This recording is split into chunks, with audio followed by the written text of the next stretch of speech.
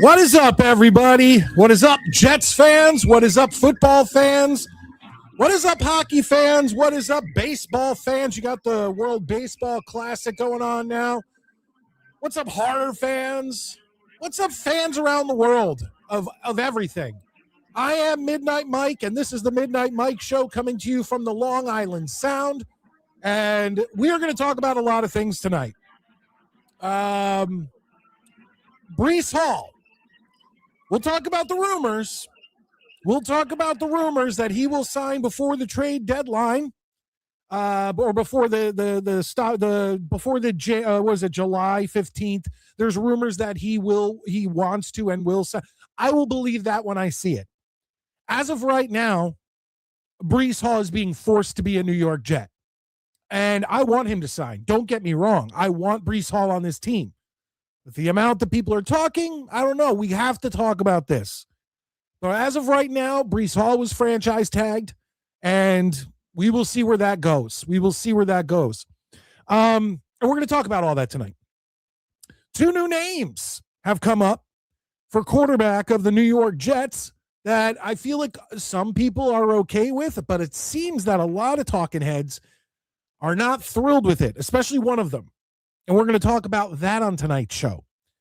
And then, of course, I want you guys to go down in the description. I only put 3, not the description, in the comments. I only put 3 choices in the poll. I wanted to get a more definitive answer, but I think I know what's going to happen because once again tonight, even though we did it last Saturday, Family Feud with Richard Dawson to end the show tonight is in the poll, going up against Nickelodeon Guts in the Newlywed Game. Those are usually our top 3 earners. And then, there's always like the supermarket sweep, blind date, things like that at the bottom. I decided to take the votes away from that 4th one, and let's see what we do with 3. But I do have a kind of a feeling where it's going to go, considering there's one show that is undefeated. But I want to talk about one thing before I actually get this show started. Hit that thumbs up and show your support for the show. It means a lot. The thumbs up is free just to hit it. Subscribe if you're new, obviously. But unfortunately for me, and this is something that maybe people like Maddie or whoever would not be, he's more, I guess this is more normal for him. But my wife and my daughters are going to be in Florida for the next week. They're leaving tomorrow morning, okay, to the point where they're just going to wake me up, say goodbye, and then they're going with my mother-in-law. They're heading down to Florida, and I'm going to be honest with all of you. And we're going to get into all the Jet stuff, so that's why I figured I'd bring this up at the top of the hour, like hitting the like button. Even if you're watching this on the replay, if you're not watching this live, hitting the thumbs up still will help out the show a lot. It'll help more people see it in the YouTube algorithms. But that's why I want to get this over with now, get it out of the way before we officially start the show, and just say that I have not been without my daughters for that long of a period in their entire life. My one daughter's 9. She's turning 10 in July. My other daughter just turned 6, and I have never been without them for longer than, I'd say, 3 days, because the only other time I can think of is when we went to Disney World, and my mother-in-law and my wife and my daughters drove down early for a couple days.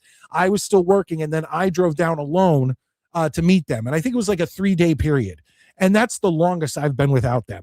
And I'll be honest with you, this may be gay, this may be, soft, I don't know, but I don't know what I'm going to do without my daughters and my wife, obviously. But me and my wife have been together almost 20 years. Okay. We've had many times where we were apart, especially in like the first 5 years of our relationship and things like that. There's times when we are apart. But my daughters, it's a tough one. So, but I want them to have the most awesome time. It's supposed to be in like the 80s in Florida this upcoming week. So they're going to head down there. I mean, we're up in the tri-states. We're getting really they are kind of like, oh, the 1 week we're God, it's going to be up in the 50s, almost 60. And I'm excited for that. The snow is melting away. We're finally seeing some ground. I'm excited about that. I hope all you guys in the Northeast are too, because over the next week or so, we should finally be able to see all of the ground. I mean, even in the places where we've pushed the snow up into like 6, 7, 8 foot piles, we should be able to start seeing all that dissipate over the next week. And I'm all for it. I am ready for it. Either way, folks, let's start this show. Let's talk about Breece Hall. Let's talk about the two new quarterbacks that have become like the top names in Jets social media of who we might be getting to be behind center, and a few other things. I have a few other things I want to talk about, but it's time to start the show. Let's get going.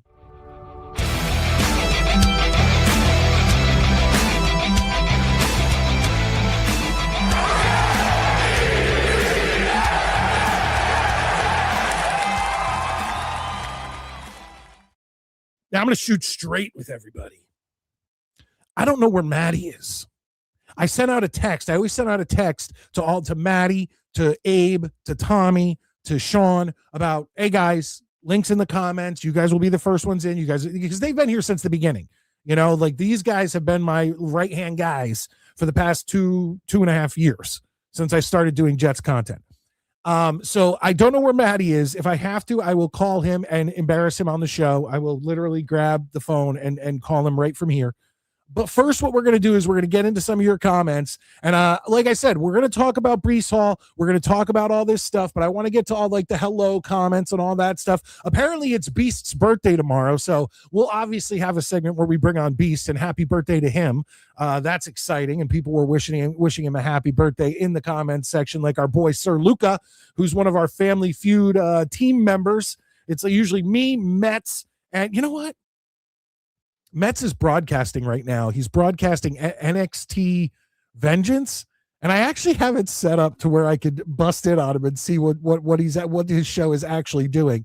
So let's see what Metz is doing. Let's share the screen. By the way, I want you guys to hit the like button. We won't be on this long, but let's just see what Metz is doing. All right, here we go. Let's see here. All right. Why is it like that part of the screen? I don't understand that. Wonder if he knows what I'm doing. Here's Metz.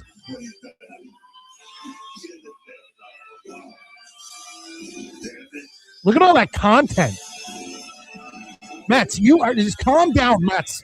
Calm down. Oh no, pick your nose and then wipe your eye. Calm your jets, Metz. It's too much excitement for all. All right. We'll get back to this. We'll get back to that. It is what it is. All right. Oh, he finally talked it was like a minute of nothing, and then he talked. Regardless, Sir Luke is in here. Let's see here. He says, "What is this?" And good luck in the tournament, Beast. You got my vote all the way through. I'm assuming that this is another Jake Asman, like take all the weirdos who listen to my show and vote on who's the best. That's what I'm assuming. I'm also assuming that the reason Maddie's not here tonight is because he's so embarrassed that his team is so bad that he lost to the lowly New Jersey Devils 6-3 with a hat trick from U.S. hero Jack Hughes. That could be it. Ali in the house. What's up, buddy? How you doing? It says, hi, Ali's a channel member. I implore all of you to become channel members. And it costs less than a cup of coffee a month. And I would really appreciate that. And you come at because this week now, that's another thing. Now that my kids and my wife are going to be on all week, I'm definitely going to pop on once, maybe twice, and do some shows that probably are going to have nothing to do with the New York Jets, but they're going to be fun regardless. You know me, like when we do Family Feud, I have a few other things, in the saddle, ready to talk about and watch and make fun of and all that stuff. So I don't know if they're going to be members only to start, or if they're going to be members only after we get off the air. But regardless, let me X this out because it looks like I'm lagging. So if I'm lagging, folks, I'm working on that right now. It should have stopped. Valerie, our first lady in the chat, comes in. She's a channel member. Hey, people. Hey, Chris B. Yeah, Chris B was in here earlier. She says, I think Breece wants out. Well, that's the thing. Okay. When it comes to Breece Hall, it's like I've been saying it for weeks. The way he can prove to me that he wants to be a New York Jet is to sign a contract. Sign a contract and show you want to be here. Like, if you're here while we're tanking and terrible in the league, don't be here when we're terrible and tanking in the league. It's one of my favorite memes. It's like, if you're here while we suck, don't be here while we suck. But it is what it is. If Breece really wants to be a New York Jet, and that's the thing. Let's clear this up, folks. You could win. Let's say Breece Hall goes over to the Kansas City Chiefs or the New England Patriots, right? And they win a Super Bowl. He's going to be remembered among hundreds of other players who've won Super Bowls and have been heroes. Like, think about it. McCole Hardman, a former New York Jet, was a hero in the Super Bowl catching a touchdown for the Kansas City Chiefs, right? It was McCole Hardman. I believe it was. Left the Jets mid-season, went over to the Chiefs, ended up in the Super Bowl, caught a touchdown. Okay? You get lost in the shuffle. It's the same thing as being a star on the New York Yankees. Like, you're not even going to get close to, and I'm a Yankee fan, folks. You're not even going to get close to that upper echelon legendary status unless you win a World Series. Now, maybe Aaron Judge is a example of not that. Everyone's going to remember Aaron Judge, even if he never wins a championship. The guy hits like crazy, home runs like, I mean, you can't forget that. But is he really going to end up being if he never wins a championship, he's probably the best or the second best player in Major League Baseball. Is he really going to be considered up there with Mickey Mantle, Babe Ruth, Lou Gehrig, Roger Maris, Yogi Berra, Derek Jeter, Mariano Rivera? Like, the list goes on and on and on. Andy Pettitte, and you could go on and on and on. He's going to have to win a championship to get that, and multiple to be in what is considered that echelon of New York Yankees. It's the same thing going to the Patriots or the Chiefs or something like that, teams that have storied histories. But if you're on the New York Jets and you show loyalty to the New York Jets and you stick with the New York Jets, whether we win a Super Bowl, get to a Super Bowl or not, we sit here, we remember those names: Kenny O'Brien, Freeman McNeil, Joe Klecko, Mark Gastineau, Curtis Martin, Vinny Testaverde, Wayne Corbett, Braylon Edwards, DeBrickashaw Ferguson, Nick Mangold, rest in peace. If he signs that contract, he could, regardless of whether the Jets, he will be a New York legend for years to come. If you're loyal to the New York Jets, Jets fans are loyal to you. Let me know what you think in the comments section. And we're going to get more into Breece. Don't worry. I want to get to some more of your comments. Ryan, oh man, Jets news. It's hockey season and basketball season. Yeah. And the New Jersey Devils are on a 4-game winning streak. A little late. They're still a little too far out of the playoffs to make me think they even have a chance. But 4 games in a row, I will take that. Who'd we beat? I don't even remember. The Blues, the Rangers today, the Panthers. It's the Penguins? I think it's something like that. I think that, but hey, I will take wins when you can get wins. A win is a win is a win. Scott, hey gang green. Or is that hey gang green fam? I don't know. Hit the like button, folks. I can't push that enough.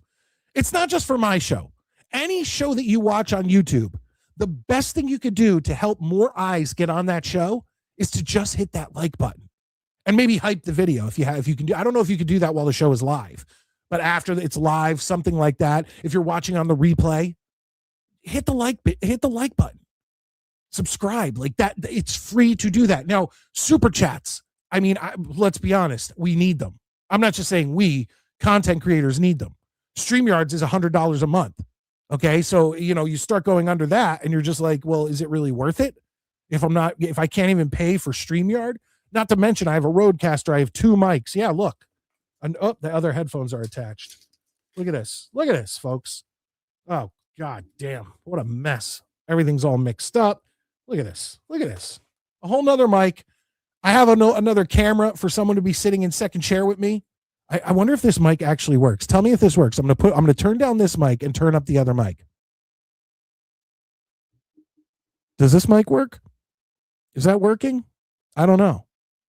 I don't know if I have it fully set up. If I have someone sitting in second chair, well, if you guys can't hear me, you can't hear me. But regardless. Back to this mic. Okay. I got a Rodecaster in front of me, 3 computers. Like, it's not cheap to run these shows. So that's why super chats and gifted channel memberships and joining the channel really do help out. Okay, let's keep moving through these. Didn't you already tell us this, or is this new? I don't know. There it is, Scott. Happy birthday, Beast. Getting a lot of support in the stream. Happy birthday, Storm. Cousin Kenny, that's Thunder Beast. You know what? Let's call Maddie. Let's find out what's going on. Because I don't want to get into conversations, talk to you guys about it, talk about the comments, and then all of a sudden Maddie comes on, we have to repeat it all. So let's find out what's going on. Let's do this live on the show. Let's see here. I haven't called him in a while, so let's just go to my contacts. Here we go. Maddie Jets. Let's do it. And we'll put it on speaker.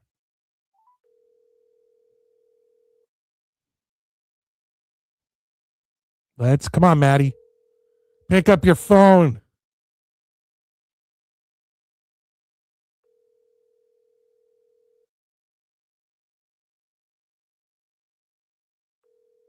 Beast is definitely calling in. Don't you worry about it. And we're going to have an awesome time with game shows tonight. Your call has been... no, I can't let that. I can't let his number show up. All right. Well, I don't know what the deal is with Maddie. I mean, I know Sean Neutron, our Vikings correspondent, was going to call in. Let me get through some of these comments. If Maddie doesn't show up, we'll bring in the birthday boy. We'll bring in the Beast. Ryan says, who cares about Beast's birthday? Typical trolling from Ryan. Scott. Oh, shit. We got a Scott sighting, one of his arch nemesis.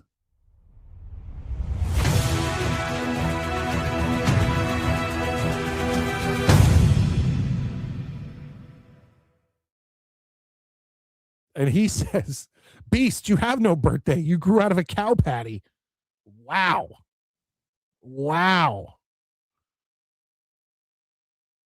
Joey Oliver in the house. The Matster is missing. I know. Give him a call. Do you have his number? Give him a call. Find out what the hell's going on. I have no idea. I hope everything's all right. I mean, that's the first thing that always goes into my mind when someone who's supposed to be here doesn't show up. Like, I'm immediately like, oh shit, did something happen? Is the family okay? All that stuff. And I sure hope it is. I sure hope it's just the embarrassment of the Rangers losing to the Devils earlier today. That's what I hope it is.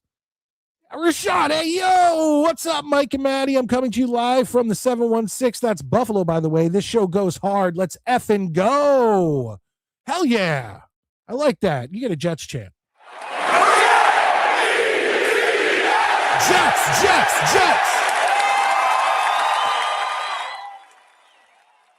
Hey, guys, don't forget about Beast's birthday tomorrow.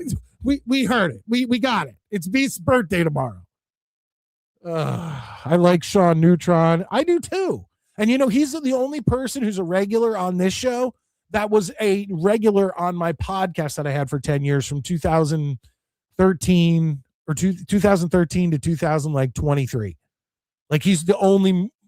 he wasn't one of my co-hosts, but he had a show on my network, on my website, and then he also came on every now and then to talk current day wrestling, even though we did like 80s and 90s pop culture, horror, and wrestling and things like that. And I do have a Patreon up, which I'm not going to start running to you guys right now.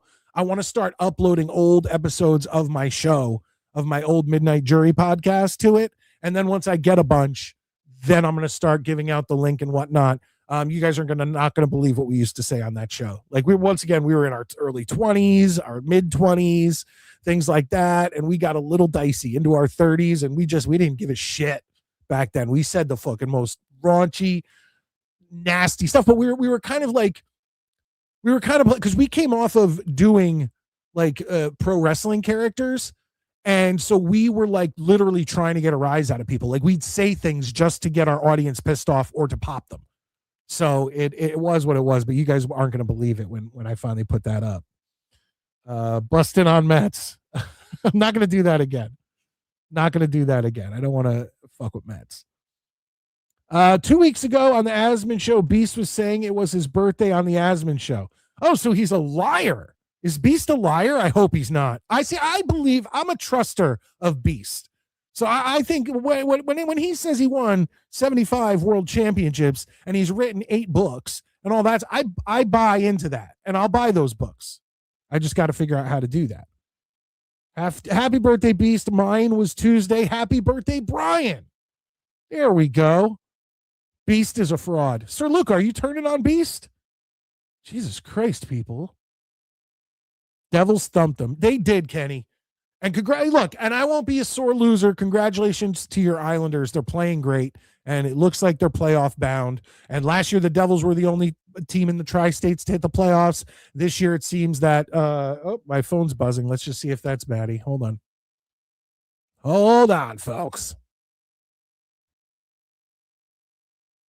Nope, it's my wife. Okay, it's like this long ass text about checking stuff. I'll do it, honey. If you're watching, I promise I will check all of this stuff that you just got me. But it's going to be past 11, so I'm just warning you. Let's see here. Beast, I hear you like to pee out of your attic window into the backyard. Oh, I mean, well, that's convenient. Like, imagine you're up in your attic, you're doing your stuff, and you got to go all the way downstairs and then come all the way back upstairs. Why not punch out that window that Clark Griswold has in Vacation, and you just go. Just go, man. Oh, that's really warm. Where's that from, folks?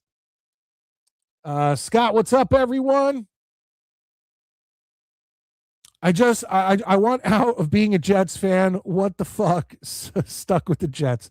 We're all stuck with the Jets. Don't give up, Scott. I can guarantee you they will be good next year, and I have a crazy reason why. I'd like to know that. Yeah, where are you? Call in, Laker Nation. Call in, Jay. I haven't seen you in a while. Rashad, let's go Sabres. Who would have thought the Sabres would be looking playoff bound?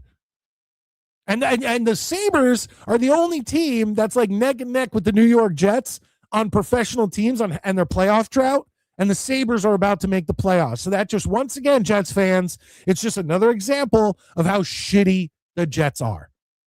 Like, even the team that's like 1 year off from us, 6 months, depending on the season, like, they're about to make the playoffs. So we are going to be even more. Oh, God, I can't even. I saw Beast piss out his window. What a fraud. Oh, boy. There's a lot of Beast rumors going around here. Beast, do you dribble on the windowsill? Oh, boy. Cousin Kenny, we just sold our Connecticut home in less than 48 hours for almost $40K over the asking price. We are still in shock. We'll be on the West Coast. Oh, Kenny. Since I'll be far away, I can't go to a Jet game. Kenny, that means I'm not going to see you at like random like retirement parties or things like that. Like what are you going to do? Fly in from the West Coast? That's a bummer. But congratulations, 40,000 over. Geez, maybe I should sell my house if we're getting $40,000 over what we should be getting. They will suddenly get good, guaranteed. I assume you're talking about the Jets and assume that I don't believe you. How about that? Here we go. The Godfather, Jake Asman, coming in, gets the Jets chant. Here we go. Jets. Midnight Mike on a Saturday night. Oh, yeah. Ooh, yeah, Macho Man. Cream of the crop. Rises to the top. Yeah, Elizabeth. You can't do Macho Man's voice. It ruins you. Oh, it ruins you. If you're a broadcaster, stay away from this Macho Man Randy Savage voice. Hit that thumbs up. Oh, my God. And there's Cousin Kenny. He does have great content. He does. Problem is that there's so much content that like out there, and I'm not just talking Jets content. Like, I'm into so many different shows, and Jake runs like 3-hour shows twice a day at this point, or like at least once a day or whatever. And then I have a bunch of other people that I listen to that has nothing to do with football that also run shows pretty much daily, and they're like 2 or 3 hours long. And so it's like I'm at work, that's my time, because obviously I'm not going to come home when I'm with my family and be like, hey, sorry, I got to listen to Nobody Likes Onions or Who Are These Podcasts or Jake Asman, and put in my headphones while my kids and everybody are so excited to see me when I come home. I just don't have the time. So it's like I get to Jake every, once a week. I try if there's like big Jets news, things like that. But it is what it is. But guys, I really appreciate you guys being in here and sticking with me. Hit the thumbs up, like I said, especially without what the fuck happened to Maddie. Like, I'm actually worried now. This happened the last time he didn't show up. I get all worried, and then after the show ends, he texts me and he's like, "Oh, hey man, I fell asleep. Sorry about that." And it's like, "Oh, good. I spent 2 hours worrying about you, and this is what happened." Michael Narrow. Get on a save on. He's cool. Hell yeah, he's cool.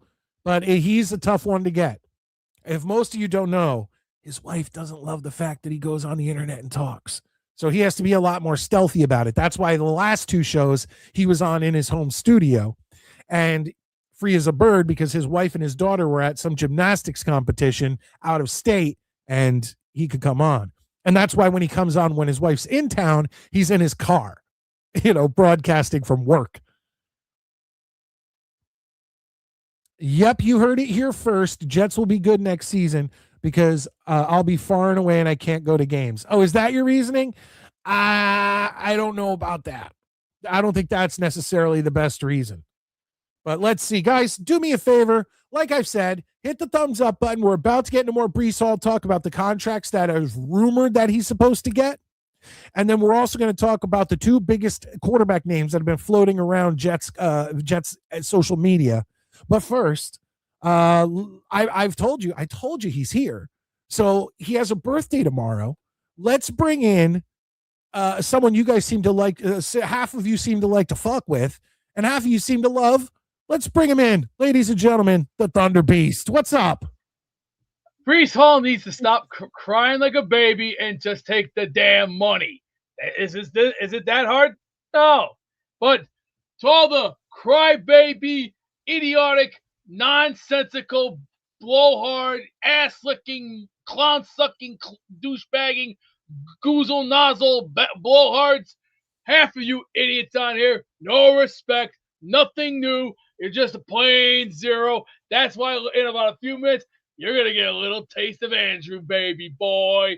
Little bit. But I'm going to say this right now. You guys are on a 4-game tear.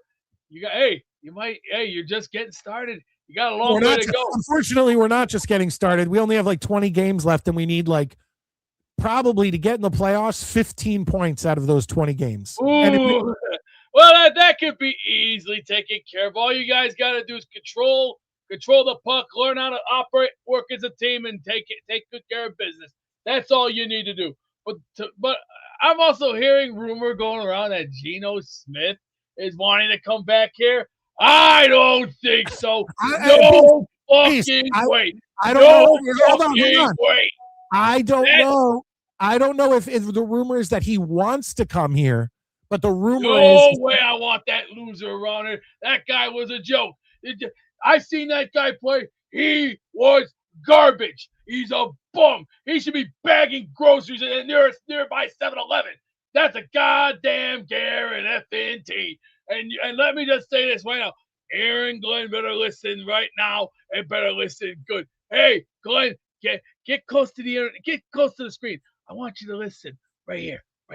This is what I'm going to tell you right now. If you bring Geno in, you're going to lose a lot more people. You better get your act straight, son, because you don't think us New Yorkers are sick and tired of you already? We're tired of it already. 15 years of getting our balls kicked in, our face smashed to pieces, our eyes getting busted wide open with blood stains all over it. Get your act together, you son of a bitch.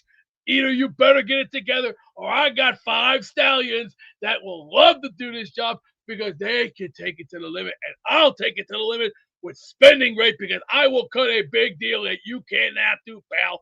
I could do $3 billion, cut eight stupid players that we don't need. I can go out in that market and find fucking talent. It's easy. All you're doing is sitting there with your finger up your ass looking for a brown stain because you got nothing better to do but be a chicken and sleep like some kind of an old geezer. Well, if you don't like it here, hey, Beast. the door swings two different ways. Beast. Here's the thing, though. Whether we bring in Geno, we bring in Malik Willis, Will Levis, Derek Carr, Kirk Cousins, Kyler Murray, no matter which one we bring in, I don't see us getting more than 3 to 5 wins. That's trash. It doesn't matter. Garbage. My whole thing, Beast. Garbage. Beast, you know what? Hold on, Beast. You know what I want? I want the quarterback who's going to take the least amount of money at this point, because I don't see us getting more than 3 to 5 wins. So of all the names we just named, whoever's willing to take the least, put them out on the field. I don't care at this point. Here's the deal.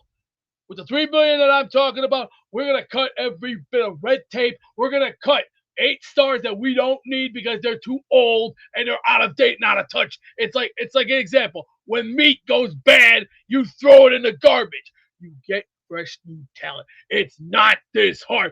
George Carlin said it best. You get up, you go to work, you eat 3 good meals, you take 1 good shit, and you go back to bed. Where's the mystery? It's no mystery, folks. It's motherfucking proof. All you need to do is look. Get your eyes wide open like this. We're going. Look at that. Beast. On day 3, we're going to draft a quarterback. And like I actually did my first mock draft, and I wish I would have prepared it and whatever. But I ended up getting Nussmeier, I believe, or did I get?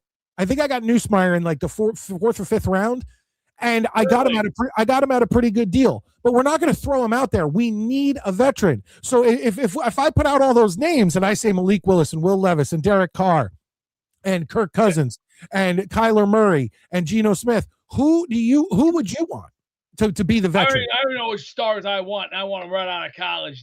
There's several names that are up there.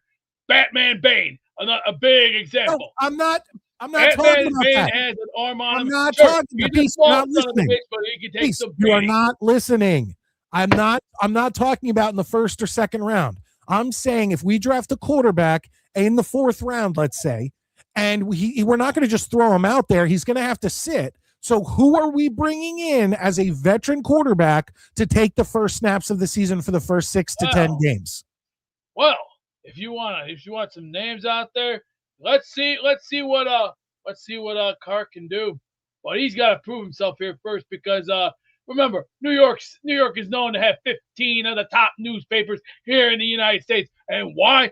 The New York media will eat his ass alive, and they will do what they have to do best. It's called, they write more than anybody else. They got USA Today. They got the New York Times. They got the New York Post. They also have every single damn newspaper from top to bottom, from bumper to bumper, bumper to bumper. It's Opal Soleil.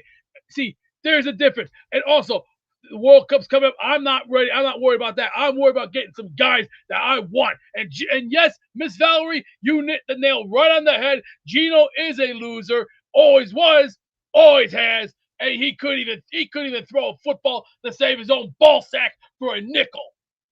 Scott comes in. Goddamn guarantee. Scott comes in and says, I like Beast. He reminds me of the little butterball we used to give a Melvin to every day in school. This guy must be blind. He's a senile. He must be senile or ass backwards or completely senile because his eyes ain't been checked by a doctor or a specialist or the nearest nearby, clinic. If you want answers, go to the clinic and get your hearing and your eyesight checked, son. My question is, now hold on. My question is that from what I understood, a Melvin was a dick piercing. Nah, that's not true. I've seen a Melvin before. Bill and Ted's Bogus Journey, What's 1991. I'm confusing it with something else. What's a Melvin then? You grab the guy right by his pants. That's just a wedgie. Melvin. Is it a front wedgie? Yeah, that's one of them wedgies. Watch Bill and Ted's Bogus Journey. I've seen it over 1,000 times. It's one of the best movies. All of 1991 will even tell you it. Because why? Alex Winter, Keanu Reeves, George Carlin. That movie was gold. Dude, why? I just watched The Lost Boys for the 500th time because my daughters for some reason, and I like the movie, but they love The Lost Boys. So I just watched Alex Winter in The Lost Boys. Well, Alex Winter's a great actor. I can't take nothing away from him. I did like his quotes every time he says, "Shut up, Ted." Joey Oliver, channel member, and Joey Oliver's been giving me tons of great content at Midnight Mike Show at gmail.com. And I really do appreciate that, Joey. I try to look at everything you send me, so please keep sending it. Some things I get back, sometimes I don't have time. I'm at work. But he says, I don't think the OC Frank Reich wants Geno Smith. No, he wants Carson Wentz. That's the rumors coming in. Carson Wentz, I've been hearing that name for quite some time now. Yes. But here's the difference. Frank Wright's been doing some scouting. I hope this guy knows what he's doing. If he has a brain and he knows what he's doing, he better study a lot of shots because we're gonna be changing a lot of formats around. That means we're gonna shuffle up the deck just a little bit. No cheating in this magnitude. We're gonna change the formats around just a little bit. We're going to try and make it a little different. 60-40, maybe 70-30. What I want is something that works with magic. Not that cheapy magic shit that you see on TV. We're talking the real stuff, the good stuff. No bullshit. Just get down. I'm going to be honest. You're the only person who could take a sentence, the answer, and turn it into a 4-minute promo. Hey, I've been learning wrestling for almost 40 years. Let me just say it. I got all the Saturday night main events from NBC. I got all the WCWs from TBS, even ECW that used to be on WJYS in Chicago back in the heyday. I'll tell you this right here, right now, that I've been studying my shit for many, many years, and I will continue to do it. And you know what? You're going to get a little taste of, ooh, yeah. Hello there, Chico. Hey, I heard you be doing some of my stuff, yeah. But just remember, the cream of the crop goes right to the top. And always remember, the Macho Man Randy Savage, past, present, future, always will be the greatest World Wrestling Federation champion of all time. And let me just say this, Hulk Hogan, you're number 2. The only man that rules wrestling is the Macho Man Randy Savage. How about this? Remember this one, Beast? Ooh, Hogan, you got lust in your eyes for Elizabeth. You got lust in your eyes. Ooh, yeah. Oh, don't forget the best one. That's a lie, Hogan. And remember, at WrestleMania 5, I'm coming to get you. Yeah. Real quick, Cousin Kenny says, Gino, oh, please. I can't believe he's considered an option. Look, guys, this is what I'm telling you. We are going, hold on, Beast. We are going to sign a veteran quarterback. It's going to happen. My thing is that whether it's Geno or Wentz or Murray or Cousins or Carr or whoever, I don't want. Actually, Murray, I really don't want. But if it's any of those guys, I just want the guy who's the cheapest, who's not going to fuck with our salary cap. Because let's be honest, if you look at the schedule, and you know what, F it, I'll bring it up right now. Not the schedule, but at least our opponents. If you look at this schedule, are you joking me? We literally are going to get our ass kicked next season. Look at home. Green Bay lost. Yeah, I actually see it right here, right in front of me, because this is what I'm looking at. Raiders, they suck the big one. But the Raiders have the most salary cap, and I think it's 5 or 6 picks in the top. I don't know, whatever it is. But looking at this, home, Green Bay lost, Vikings lost, Broncos lost, Raiders, maybe it'll be close. Who knows? Browns, we could maybe take that one. Hold on. Yeah, we could take the Browns. Bills lost. Dolphins, that should be a win because they're just cleaning house. Patriots lost. Then you go away. Bears lost. Lions lost. Cardinals probably a loss. Kansas City probably a loss unless we play them in the first couple weeks when Mahomes is still out from his injury. But other than that, San Diego lost. Titans, they could be a much better team this year. So that could go either way. Bills lost. Dolphins win. Patriots lost. We're looking at 3 to 5 wins no matter what. Well, let's look at it this way. We got to play a little small thing called small ball. There's 2 different sides to this. If you play small ball, you win big games. If you play big ball, you're gonna get nailed right in the old Castanoli's. And yes, that will happen to everybody because why?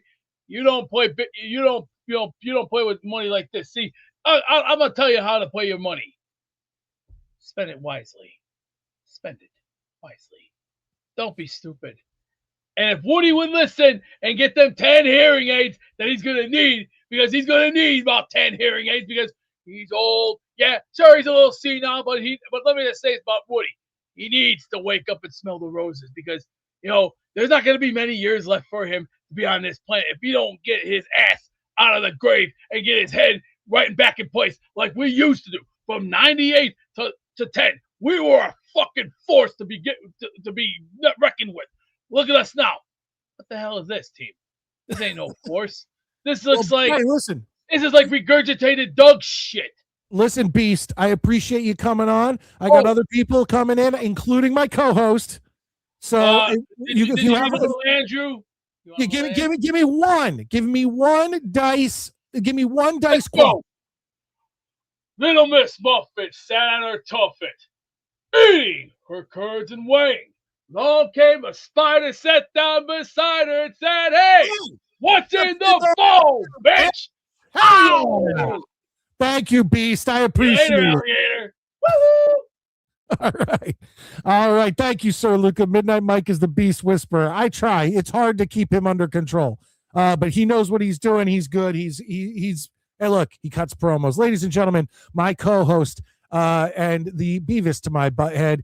Late 42 minutes late to the show, Matty Johnson. Guys, I am so sorry. I have had a bitch of a cold and I just fell asleep. I set an alarm to get to work and I was out. I'm so sorry.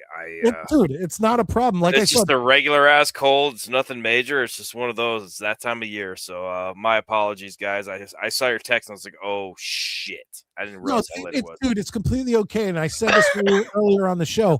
My thing is that if you don't prepare me and say, hey, I might be out or I'm sick or whatever. I didn't expect to doze off. Dude. No, I get that. So and I said earlier on the show, immediately after like 5 to 10 minutes, I start worrying. And I'm like, did something happen? I'm good. I took last night off and slept like all night. And I'm going to go in tonight, but I'm so sorry. So I'm here. Maddie, I'm alive. I'm just, I'm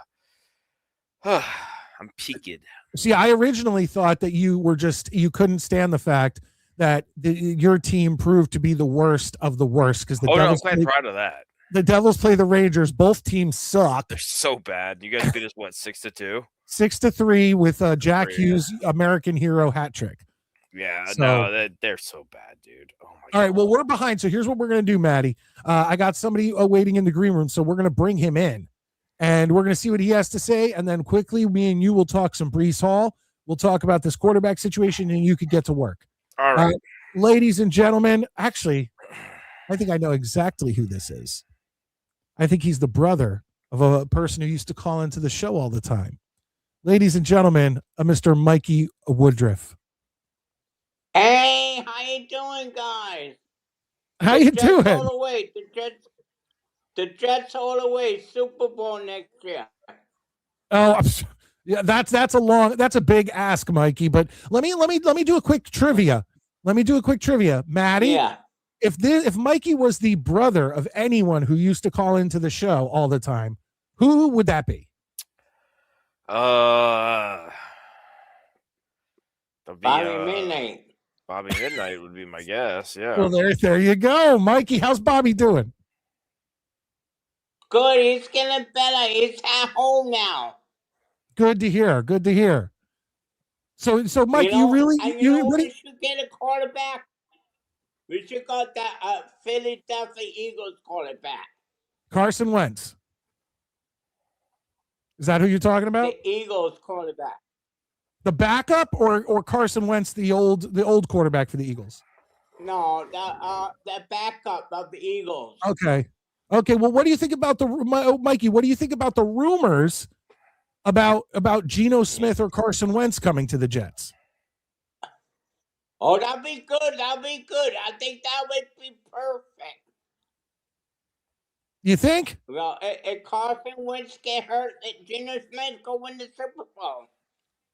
What? You keep saying Super Bowl and the word New York Jets and Super Bowl just don't mesh with me. That doesn't seem realistic. Well, we got draft picks. Remember the draft picks we have? We have 4 draft picks in the first 44. We have what's going to be like $90 million in cap space. We have a lot of stuff, but that doesn't mean that next year we're going to be a Super Bowl team. No. Remember, we just came off a 3-win season. And he's gone. I didn't do that, folks. He's gone. I did not do that. Okay. Well, I'll tell you what. Him and Bobby Midnite are 2 of a kind. Yeah, I have not seen Bobby Midnite lately. Usually used to show up on my feed a lot, but I hope Bobby's all right. I don't know what to say about that. So, Maddie, Breece Hall gets the franchise tag. Jets basically forcing him to become a Jet next year, but rumors are out there that before the July 15th deadline, that he will make a deal. Like, he is looking to make a deal. And I said earlier in the show that, look, if that's going to, I want proof. I want him to prove he wants to be a New York Jet. Yeah, I agree with that. And from the rumors that I heard, that these are rumors, take it with a grain of salt, folks. 4 years, $62 million, which would be $15.5 million a year. Only 5 running backs in the league are making over $10 million a year. The top being Saquon Barkley at like 20.6. Give me all your thoughts, Maddie. The franchise tag, the possible signing, and all of that. I like the franchise tag. I mean, they have to do that. We'll see if that contract goes through. I don't know. I mean, that's a tough one. I mean, I like Breece Hall. I want him to be a Jet, but if he doesn't want to be a Jet, okay, then don't. Yeah. You know, I mean, it's as simple as that. It's going to be very. It's going to be very. I want to like Breece. I like Breece, but at the same time, I don't think he's going to get a better deal than that anywhere else. You know, I mean, no, 15.5 a year. Like, I don't think anybody's going to offer him that kind of money. So the question then becomes, all right, dude, well, let's see how much you want to, do you really want to test the free agency market? Yeah. No, I got you.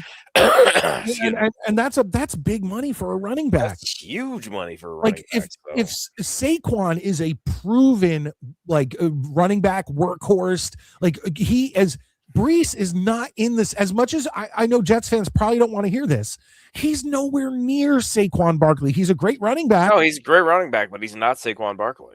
Correct. Live in the now. Sorry, nobody's going to like it, but that's the way it is. I will be very, very interested to see how this plays out, but at the same time, I mean, I think a thing that Breece doesn't really understand is that if Braylon Allen shows up and becomes an amazing premier running back too, there's only room for one. So I agree with that, but then I'm also thinking in my head, and once again, guys, hit that thumbs up. It's free. It really helps out the show. Sorry, I have to keep asking, but the thing I like to see the most is thumbs up. But Maddie, the thing is that maybe they know something that we don't know. Braylon Allen had a serious injury last year. He was out pretty much the whole season. Are they seeing something where it's like Braylon's not going to work? We need to keep Breece. Yeah, it could be very possible that's what's up. I mean, we don't know. There's a lot we don't know. Again, and I've said this for years. When all of these situations come up, is I'm not part of that locker room. I'm not part of that. There's things that Jets upper management knows that I won't know, that I'm never gonna know. So it'll be interesting to see what happens. I don't know. I don't know what to say other than if Breece isn't crazy, he'll take that deal. Real quick, Joey Oliver comes in. He says Kirk Cousins' career earnings as of 2026, $321 million US. Of course, that's tax. 14 seasons, has only one playoff win.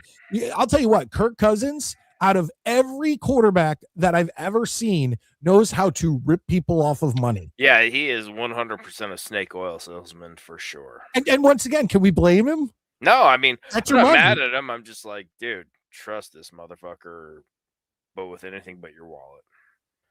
Valerie says to you that that NyQuil will do that. No, I'm gonna work tonight. Last night I stayed home because I was just an absolute mess. Tonight I'm gonna go in, but yeah, it's What about doing some NyQuil and vodka, Maddie? I'm not gonna rule that out tomorrow. There you go. Let's see here. Who has more toes, Bobby Midnite or Nick Shine? Yeah, I heard that there's a couple cut off there, but I don't know. I'm not their doctor, so I don't know who has more toes. That's some crazy shit, dude. Well, there's a wrestler, actually two, but there's a wrestler, Conan, who's a famous Mexican wrestler, but had a big career in the United States in WCW and whatnot. And he actually just had to go in. He had one leg amputated, and they might need to amputate. He might have to have the other leg amputated. Like, could you imagine? Like later, like diabetes or what? I don't fully know the full medical history, but like, I'm just saying, I know you're not a wrestling fan, but could you imagine being an athlete your whole life, built, and then you get to your I think he's only like 60 years old, and then having both your legs amputated? That's craziness, dude. Jesus. Yeah, that's fucking insane. Ugh. Maddie conveniently missed me. Maybe that's it. Maybe he was like, yeah, I was just fucking him. He was watching on the other end going, all right, we'll wait till he pulls on Beast. Wait for it, then I'll just act really tired. Yeah. You're not sick at all, Maddie. Stop pulling this shit. No, Stop the fake coughing. Stop the fake coughing. He's not Dude, here. my wheezing, it's so funny. I was laying in bed and I was like, God, I sound like a Star Wars droid because it was like it was like, in your breathing, and I was like, oh, see, I thought with the coughing, you sound like General Grievous. Yeah, and I got that going too, but like the respiratory thing, it was so funny because it was just like it was going through and it just sounded like beeps and boops and whatever, and I was just like, oh my God, my poor wife is probably like, shut the fuck up, I'm trying to sleep. What the hell is this? That's what's going on backstage. God help us all. God, I hope everyone caught that. Thank you, Beast. We appreciate that. They all want to be top man, getting the most money. Yeah, of course. Yeah, everybody does. I mean, that's the name of the game. Maddie, do you like sleeves? Because I see you have cut off sleeves there. Dude, I hate sleeves that go down past my elbows. So I'm wearing a hockey jersey and I still push. I can't stand when things touch my wrist. Like this. I bought this like this. Oh, okay. And it's sort of become like my favorite sweatshirt. Like, I mean, you got like a Bill Belichick look going. Yeah, no, it's the homeless fucking quarterback look. But I like it a lot. But I don't mind long sleeves, but I like the ability to pull them up. Like if they're really tight at the wrist or whatever, I'm like, I'm not a fan. But these ones are like this one I bought. It was made this way, and I kind of like it. It works out really well. Scott comes in and says Breece is being way overpaid. No contract. That was a rumor of a contract. We will see what comes up. But the Jets can afford it for 1 year. No, well, we can afford 15 mil, but it's like 15 mil a season. I mean, but still, Breece is not Saquon Barkley. He's, I don't know. It's rough. Yeah. Valerie's telling you need some rest, Maddie. Yes, I do, and I will after tonight. I will be probably pretty much down for the count for quite a while. Not for Ryan. Not as bad as I sound. Ryan, that's why Maddie was so late to the show. He was in mourning. Yes, it was very sad. We're looking at Beast chest. Come on, man. Can't unsee that. Beast is a sexy man. There you go. All right. You know what, Maddie, I know you got to go soon. You let me know, but we got one of our Midnight Mike Show family tree members. He's our Vikings correspondent. Ladies and gentlemen, it's Sean Neutron. Sean, how you doing? What's up, guys? How's it going? Hey, Sean. Let me mute the TV real quick. Sorry. Maddie's. Are you watching NXT also? No, I was watching the YouTube video. Oh, okay. Fair enough. So what's up, man? What are we doing here? Like, Kyler Murray has been rumored to the Jets. He's been rumored to the Vikings. And I actually saw that you want Kyler Murray. So tell me your thoughts. Yeah, like I've never been the biggest Kyler Murray fan, but I always thought, okay, this video game issues, is that like a leadership thing? Is that just going to be a problem? And sometimes you're on a bad franchise for so long that people start to think you're lesser of a player than you are. Obviously, we saw Darnold struggle years ago with the Jets, and he just wasn't set up for success. And he also hadn't had a chance to really evolve into what he's at now. I'm not guaranteeing by any means that Kyler Murray is going to repeat Sam Darnold, but 28 years old, 1.2 million, he's worth a chance. I know he'll get the ball to Justin Jefferson. To me, that's where it begins. If you can't get the ball to the number one receiver in the NFL, then that's a problem, and that means you can't do a lot of other things. Now, one of the things that I said to you, which I thought back on afterwards, is I said to you this week in DMs or texts or something, and I said to you, don't let JJ become your Sam Darnold, like how Sam Darnold was at the Jets. He wasn't playing good. We got rid of him years later, all of a sudden, Super Bowl winning quarterback. And then I thought back on it and I was like, well, Darnold is your Darnold but the difference is that he sucked on the Jets. So I can almost keep the Jets. He was awesome on the Vikings. And you guys were just like, nah, we're good. I just think this is a much cheaper option to kind of make up for your mistake with Darnold last year. I think when people start to say, JJ McCarthy, you don't want to give up on him so early, and then all of a sudden, look, he's going to play well elsewhere. I just don't see it. I really do not see it. He's been set up with like hella weapons, like so many weapons offensively last year, and he was so inaccurate at times. It was ridiculous. His decision making was questionable. Darnold did not have that level of weapons at that time. And even like somebody like Peyton Manning, they go, well, Peyton Manning struggled his rookie year. He definitely did not have what JJ McCarthy had last year. I mean, that's fair enough. You guys have good targets. I mean, your weapons and things like that. Yeah. Brian comes in. He's a channel member. Once again, guys, become a channel member. It's I'm going to do some extra shows this week that have nothing to do with the Jets, but I guarantee you're going to enjoy them, especially if you grew up in the 70s, 80s, or 90s. Okay, we're going to have a good time.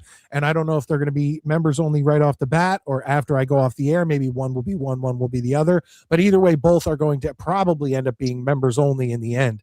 So it costs less than a cup of coffee a month, and it definitely helps support the show. He says, "Que paso, Sean? I like Kyler Murray for the Vikings. Dude is electric."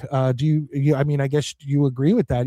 I was watching a highlight reel earlier, and I'm like, if you see this highlight reel and realize you're going to get that player for 1.2 million, and you still want JJ McCarthy as your QB1, there's some sort of brain, issue with you because, it's just.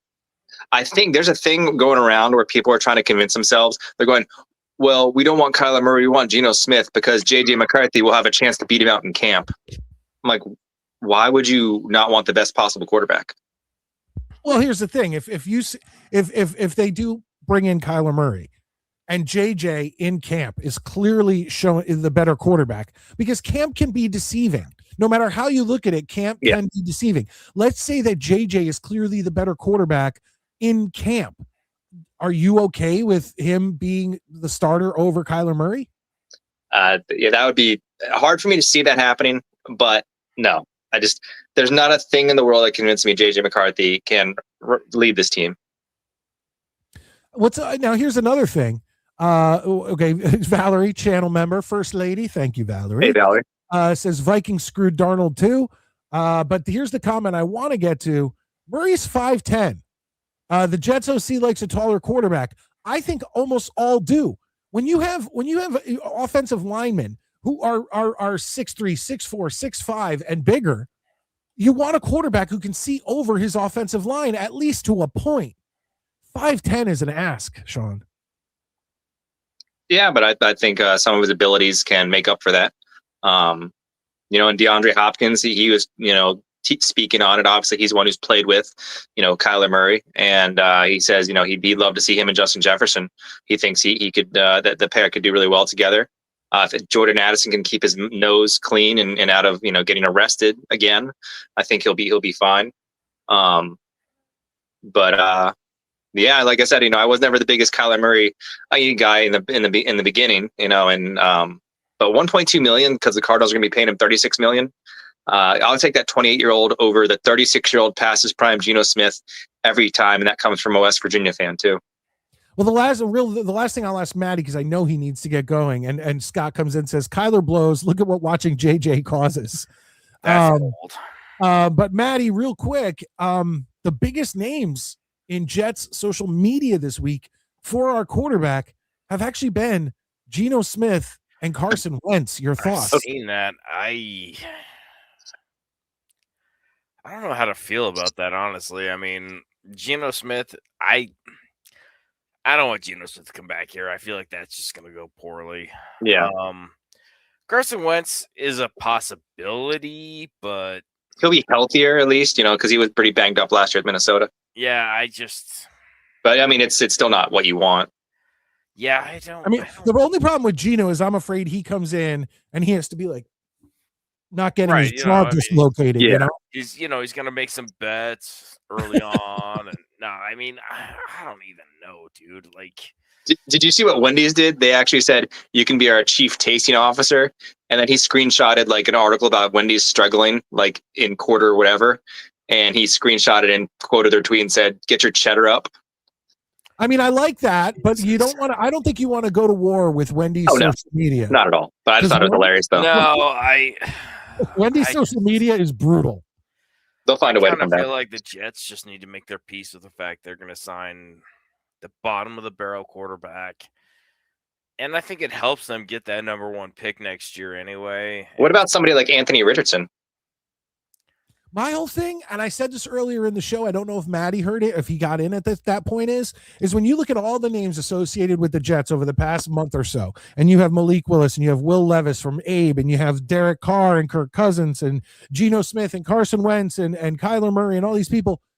My whole thing is out of all those guys, give me the cheapest one. How about that? Just give me the cheapest one. Anybody who signs here knows they're not going to be anything but a placeholder. Yeah. That's why, once again, I can't pass up that price tag. Kyler Murray at 1.2 million. I just, it seems like 1.2 is an easy sell for me. Yeah, for 1 year. I mean, what's the worst that can happen? And then the 2027 is going to have a strong class. But I'm not like, the one thing I can't stand is that people go, we want JJ McCarthy, and then if that doesn't work, we'll go after a quarterback next year. And no matter what rookie quarterback you are, there's no guarantees. So that could be a potential 2 to 3 year project down the line on top of everything. Yeah. Well, my whole thing is that it's at this point, every quarterback we named pretty much is not exciting. And to me, it's just get somebody in here for, and I'm tired of people saying 1 year. It's a 2-year job. It's a 2-year deal, but give me the least amount of cap space. Exactly. I mean, at this point, all of them can get us 3 to 5 wins. Congratulations. Max. Yippee. Yeah, exactly. Yoo-hoo. So give me whoever's willing to come here the cheapest for 2 years, because I don't want our 2020, our next, not this draft, next draft. I don't want our quarterback for next year that we draft going in immediately. I don't. Yeah. So it's a 2-year job. Quit saying 1 year. I'm not saying you guys, but I'm saying Jets media, Jets sports radio, and all that. This is a 2-year gig. Okay. At most. Yeah. Get them in here for the cheapest you can. As long as they understand the assignment. Exactly. That is exactly where I am. I'm even okay with paying them more if they understand the deal. Yeah, and all of these quarterbacks, if they come in and they get the Jets 6, 7, 8 wins, all of a sudden other teams are going to want them, because 6, 7, 8 wins on the New York Jets is like going undefeated. Like, oh my God, it's the miracle worker. Dude, that's like going undefeated on the Chiefs or the Patriots or we'll see how it goes, but I don't know. Where do you guys think Kenneth Walker's going to go? I don't know. You were talking about how much you wanted him over. I think he's going to go to your boys, probably. Well, the only reason I mentioned that is because Justin Jefferson also restructured his contract to save them about $18 million this year or something, and then they also shaved off $5 million with Hawkinson. So we are freeing up some space to do something else in the offseason. But I mean, I would love it. I don't know how the numbers work, but I would absolutely love it, because we haven't had ever since O'Connell's been there, we haven't really focused on a running game. It's kind of been dink and dunk, and do more passing. When you have Justin Jefferson. But if somehow the numbers worked out and they were able to get Kenneth Walker and then Kyler Murray to add to that offense, that'll be fun. Real quick, Rashad says Justin Allen is still trash. Josh Allen. What did I say? Justin Allen. Oh, yeah, okay. We knew what you meant. Okay, Josh Allen is still trash. When it comes to the playoffs, no one can argue. Ryan, he's responding. Yeah, I know, but Josh Allen is only great when he wants to. So I guess he only wants to be great in the regular season. When he gets to the playoffs, Josh Allen chooses to be dog shit. That's exactly right. But I know they might have overpaid for more, but at the same time, I feel like at least they answered one of their needs finally. All right, I'm gonna take my sick ass to work. Hi, Maddie. Guys, sorry I was late. I fell asleep. I'm sorry. I have no good excuse. I will see you guys on Monday night. That said, I don't have a solution for the quarterback situation. It's I don't think Aaron Glenn or Darren Muji do either at this point. I don't think anyone does. I think we'll solve world peace before we solve that situation. All right, but that said, boys, I'll see you Monday night. I hope everybody has a good night. See you, Maddie. And I'll see you then.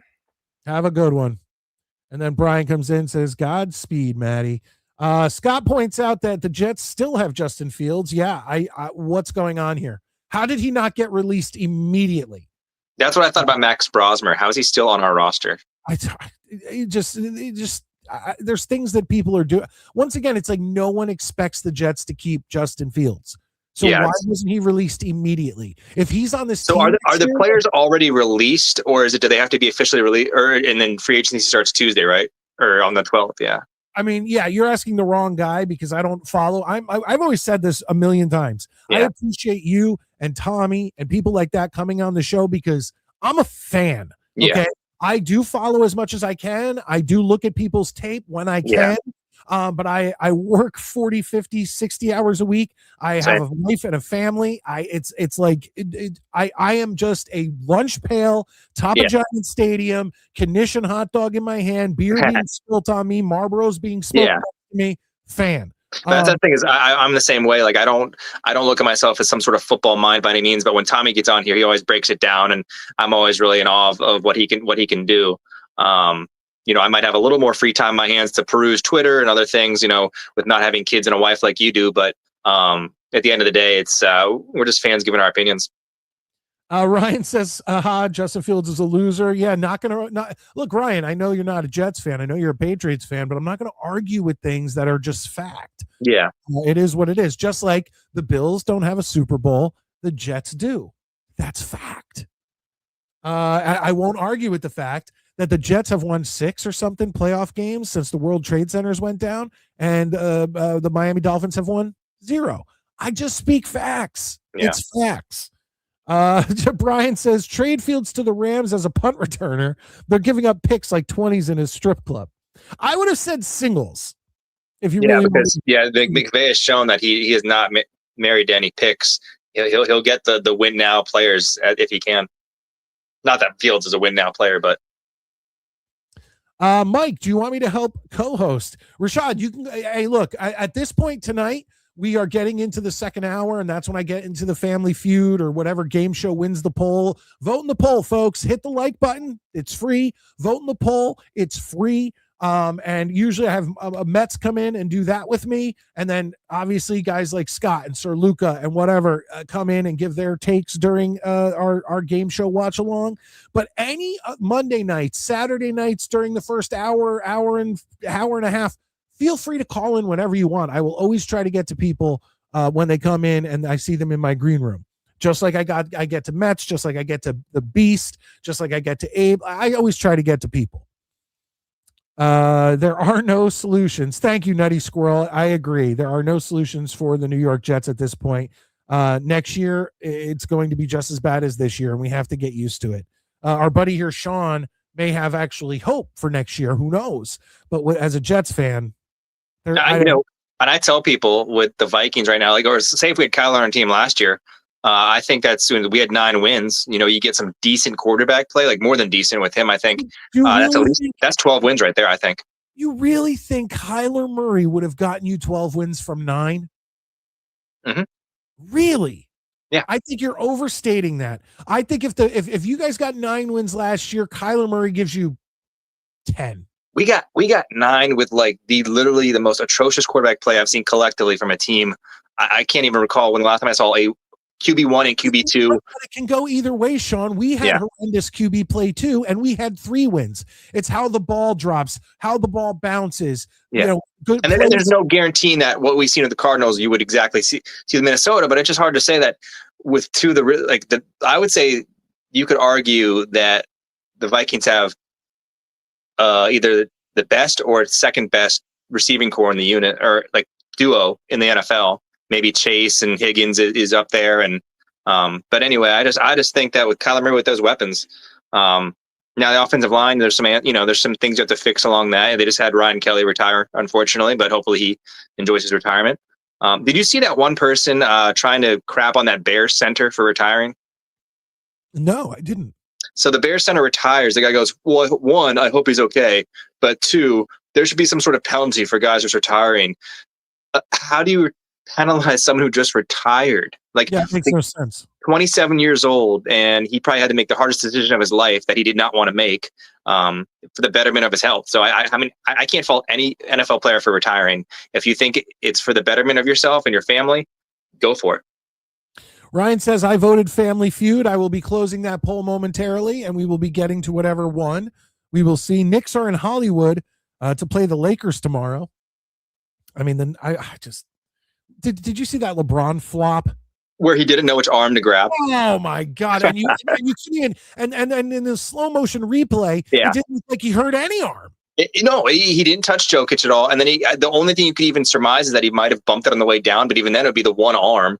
But if you think I go hard on Angel Reese, LeBron is like, it's like he's turned into such a joke. And you know how many people years ago said that's the difference, hold on, between him and Jordan and Bird and Barkley and all those guys. Yeah, you would never have seen any of those guys doing that. Yeah, and I'm not saying he's done it his whole career. I mean, I feel like he has. The last few years, he's done it even more than ever. That's what I'm saying. It's been like the last couple years, he's turned into a joke, and he's almost tarnishing his legacy of being one of the greats. No, because now he's just sticking around for longevity, and now it's turning into, some guy hanging around. That's all it is. It's like the guy who doesn't want to leave high school. Real quick, this is on you, Sean. What are your thoughts? Valerie comes in. She's a channel member. Are the Vikings keeping JJ? Do they have to with this? Let us know. Oops, sorry, Sean, I lost you. Go ahead. Sorry. I saw a quote this week saying that they were going to try to thread the needle with JJ and by also signing Kyler and keeping the window open for JJ's development in the future. If you're going to bring in Kyler, that pretty much automatically demotes JJ to QB2. And even then, I don't even want him as a backup on my team. I think there's actually better options as a backup quarterback. I'd rather even take Anthony Richardson as a backup quarterback over JJ, or a healthy Carson Wentz. But I would release him if I could. But at the end of the day, they're going to keep him and try to convince themselves like they weren't totally wrong. I'm telling you, you sound like we all sounded when Sam Darnold was in his 3rd season. But here's the thing: and he's going to come back in 4 or 5 years. No, I'm telling you. No, but here's the thing: at every single level, when you watch Darnold, I didn't see his high school footage, but let's just say starting at college, he's been a better quarterback prospect, with techniques, and he wasn't trying to work out his mechanics in year 3. Like even, he was struggling on the Jets, but he wasn't like, oh, that guy can't even drop back at all. Like he's overthrown everyone by a country mile. We're talking mechanics in year 3. That's something that should have been ironed out when he was injured. He could have been working on that stuff. Yes, JJ's that bad. And actually Max Brosmer was so bad that he made JJ look like Fran Tarkenton. Scott says Rodgers would have taken the Vikings to the playoffs last season. I can see that. I mean, he took to the Steelers, and no one really thought the Steelers would be, that decent last year. Ryan says J.J. McCarthy graduate from Michigan can't shine Tom Brady's shoes. No, hold on. Let's be honest. Almost no one can. And you're picking a guy who's was in his 2nd year. Like, come on. There's a reason they call JJ the handoff merchant, because at Michigan he had a great defense and then a really good running game. And he just had to make a pass here or there. It wasn't like dependent on him. I think in the championship game, he only had 9 pass attempts. So that there's a lot of fire behind all that smoke when they talk about him being a handoff merchant. All right. Well, Sean, we're getting late into the show. I don't want to go too far past 11, and I still got to do a whole episode of a game show. All right. That we're going to do. And I appreciate you calling in. And I'll tell you what, man, please don't, like I've said to you many a times, don't be a stranger, because I always love having people from other teams come in, give their thoughts on their teams, their thoughts on the Jets, things like that. And I gave you a shout out earlier saying that of the Midnight Mike Show family tree, you're the only one that's a crossover from my original podcast that ran from 2013 to 2023. Yeah, it's definitely special. I know we've known each other a long time, and one of these days we'll meet up in person. That'd be fun to do an episode of something in person. But we'll make it happen. But I always appreciate your friendship. I appreciate Maddie, Tommy, and everyone here, and all the viewers. So it's always fun to come on here. I always appreciate it. Before you go, were you watching the U.S. Olympic hockey? Actually, I wasn't watching it like. I was keeping up with it. My buddy was over there in Italy, and I showed you that picture from him and his wife. Actually, when they took the photo, they're behind the team in behind the glass. Oh, but, you sent that to me. Yeah. But no, I'm super happy for everything. What were you going to say about it? Well, I was just saying, like, I'm so into U.S. hockey, and I have been probably since like the '88 games. Yeah, because I grew up. I was too young to remember the 1980. Yeah, so like.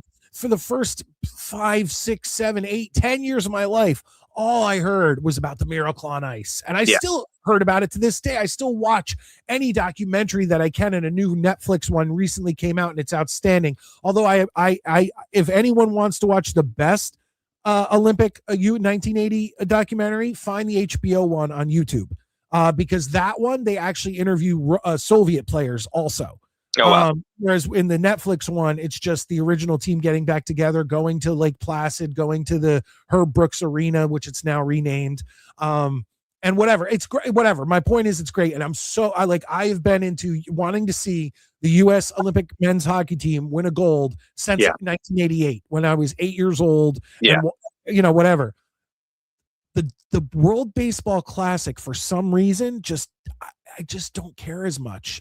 I can't. First off, I think their hats and their uniforms are kind of ugly in comparison. I'm not a huge fan of them, but like, do you watch the World Baseball Classic? I've generally been following up with it, but I haven't really been watching any of the games. I saw the speech that Aaron Judge gave the team, and they said it's like, you couldn't fire up anybody with this. You couldn't fire me up to run through a beaded curtain with the speech that he gave. Oh, really? I'm going to have to check that out. I didn't see it. But it is cool to see that collection of talent. You see him with Harper, with Skeens. I mean, it is kind of cool to see that all together. No, absolutely. And when games are on and I'm available to watch, I will watch them. But I love baseball, man. I'm excited for the season to start soon.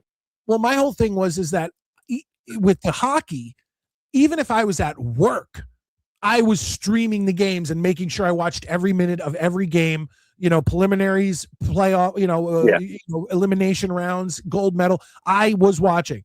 With the World Baseball Classic, I'm like, if I'm home and I don't have anything else to watch, I'll watch the game. But it's like, and I want the U.S. to win. I want the U.S. to get the first place. I want them to win the gold, or what do they win? I don't know, the trophy. Trophy, yeah. But it's just, for some reason, it just doesn't hold the same weight. Did you see that when they showed Jack Hughes? They're like, him and Tate McRae is like his new girlfriend. And he's like, USA took everything from Canada. Oh, dude, the fact that both the men and the women won in the awesome. gold medal game, beating Canada in overtime. And I don't know if you heard me say this on previous shows, but it was made that much sweeter watching the fallout. The fallout. Players. Yeah, they just started freaking out, dude. And seeing the fact that hockey's not the sport anymore. And they took it personally. It's like it's our fourth best sport, and we beat them at it. And were the women as favored more than the men, or was it about equal? The men weren't favored. Canada was favored. I know that for sure. But with the women, though, on that side, with the women, I would say that U.S. was favored. Yes. Okay. The U.S. was favored, and the one is the biggest surprise. Yeah. The Canadian women and the Canadian men played great games, but when it comes down to it, all that matters is the scoreboard. And I don't know if I showed you this. One of their biggest complaints, one of their biggest things was like, well, I think even one of the players said, I'll let you decide who was the better team on the ice was. And one of my favorite memes was this one. Dominated most of the game. Yeah. They're acting like it's they're acting like it's a UFC fight. You don't get, unanimous decisions and shit. Come on, you win the game or you lose the game. And before the game happened, before even we got into the elimination, the knockout rounds, me and Maddie were like, oh man, if USA wins. And I from the beginning since the Jets season ended, I was saying to everybody, yo, you got to watch this US team. It's the best chance that we've had for gold in my lifetime. Like, this is our chance. And me and Maddie said somewhere in like the preliminary, like the group stage rounds, that all we want to see is the Canadians hanging their heads with silver medals. And that's why I keep this. Frame that shit, put it on your wall. Oh, hell no. If I'm framing anything, and I think I will, I'm framing this. Oh, hell yeah. That's iconic. New Jersey Devils, Jack Hughes, teeth knocked out, winning goal. Like, that is true toughness. And the last thing I'll say before I go is, we talked about LeBron earlier. Remember when people would say, well, he played football in high school. How would he do as a tight end in the NFL? He gets tackled once in the NFL and he's retiring. Oh, absolutely. LeBron could never pull That's such a stupid argument. Like, he would probably drop every ball too, because he would be so worried about getting hit. Before you leave, I got one last meme for you. This was my second favorite one. Oh my gosh. Now, hey, they can enjoy it. They cheated and still won their curling championship, I guess. That's true. But I can't believe I watched curling. I ended up, I said it's like golf, and I think you're a golf fan. Yeah, I love golf. But for me, golf has always been a thing where I'm never going to watch it. But my grandfather always was watching either the Yankees or golf, and I'd go in, and when I was a kid, into my teens, and if I wanted to spend time with him, I had to either watch the Yankees, which I was fine with, or I'd have to watch golf. I'd sit down, I'd see the leaderboard of the first 10 guys. I'd pick a guy at 6, 7, or 8. And I'd be like, all right, that's the guy I'm rooting for. And then I'd get into it. I'd watch till that's what happened with curling. I turned it on and I'm watching for 10, 15 minutes. All of a sudden I've been watching for an hour. Did you find it was easier once Tiger came along, that it made golf more exciting? No, not for me. For me, golf was always if it's on, I'll pick a guy on the leaderboard who's at 6, 7, or 8. And see if he can. Yeah, and see what happens. That's fun, yeah. But Sean, thank you so much. I appreciate it. Thank you, Mike. Good to see you as always. And I'll try to be here on Monday. All right. Thank you very much. Have a good one. All right, ladies and gentlemen, we're about to bring in my boy Metz. And but the first thing I got to do is close the poll. So I'm going to give you 30 seconds to vote in the poll if you have not, for the game show that we're going to be watching. And also hit that like button. It's free. It helps out the show. If you're new, hit the subscribe button, whether you're watching on the replay or whether you're watching us here live. So here we go. We got about 20 seconds left. I guess that was 10 seconds. Let's count it down.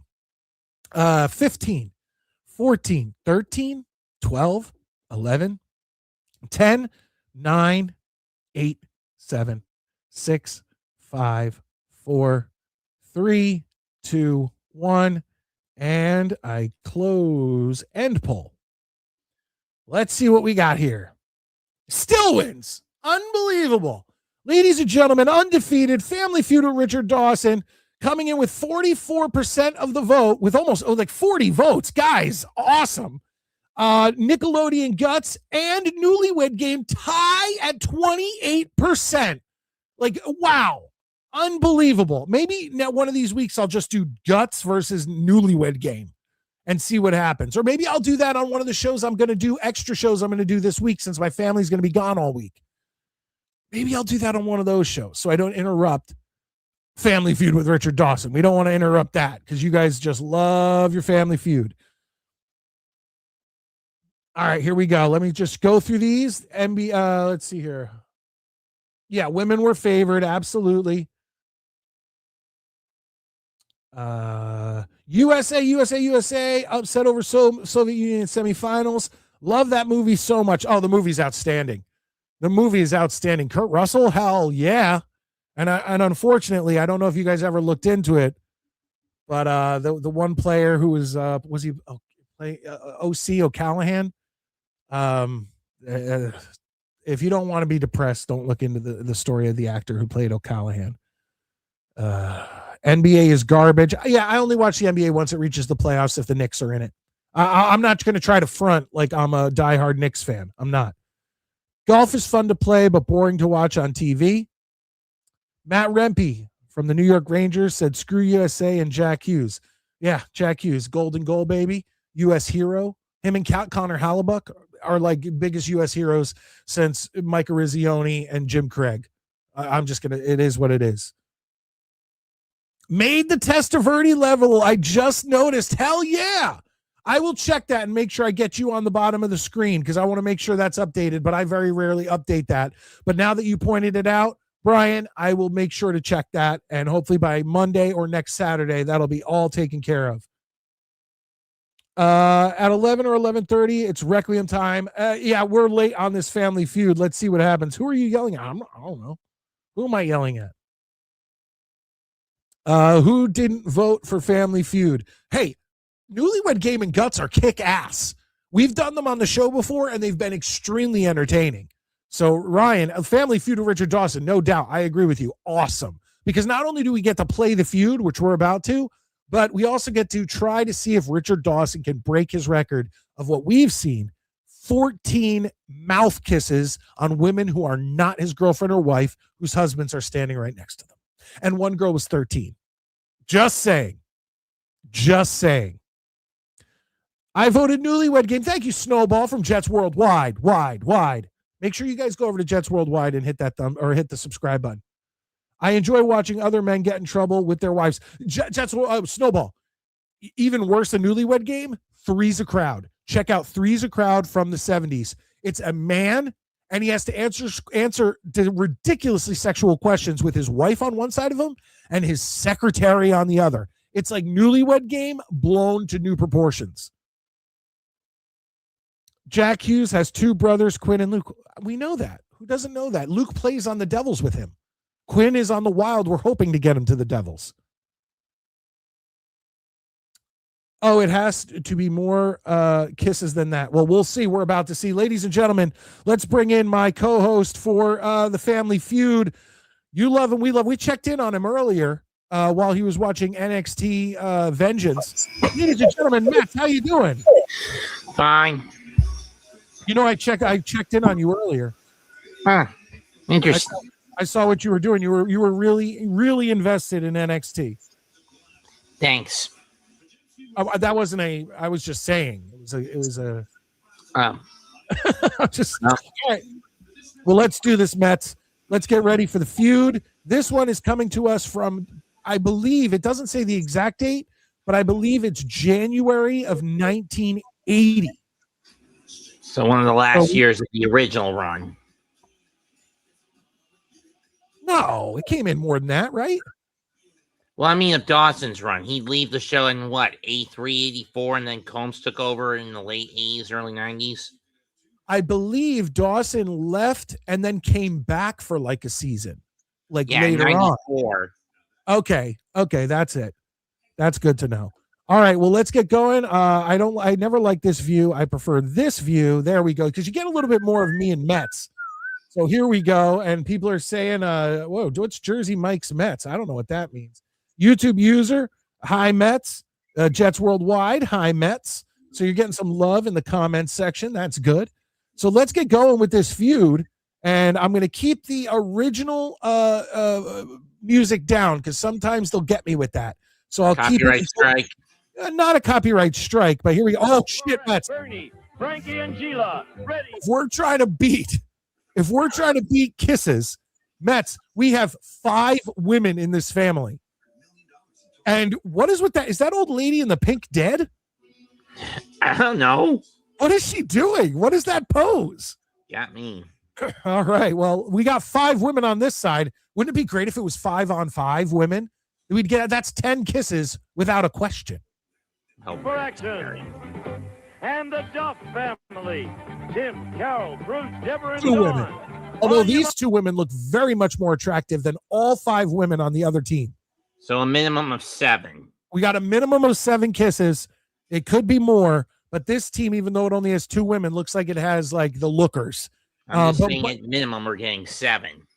But what I'm going to say to the audience is if you have not watched this before the questions are asked, we stop it, and we as a group, me, Mets, and the comment section, try to get our answers in and beat the teams on the feud. So let's try to keep it era appropriate, folks. yeah, absolutely. We've talked about that before. This is 1980.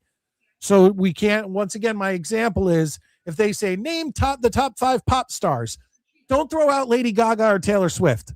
You need to go back to the 80s, okay? Early 80s, so more 70s. But here we go. The Family Feud.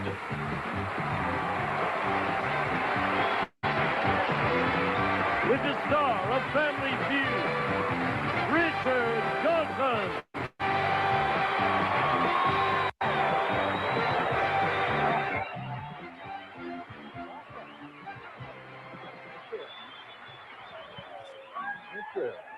Richard Dawson's going to do some talking here.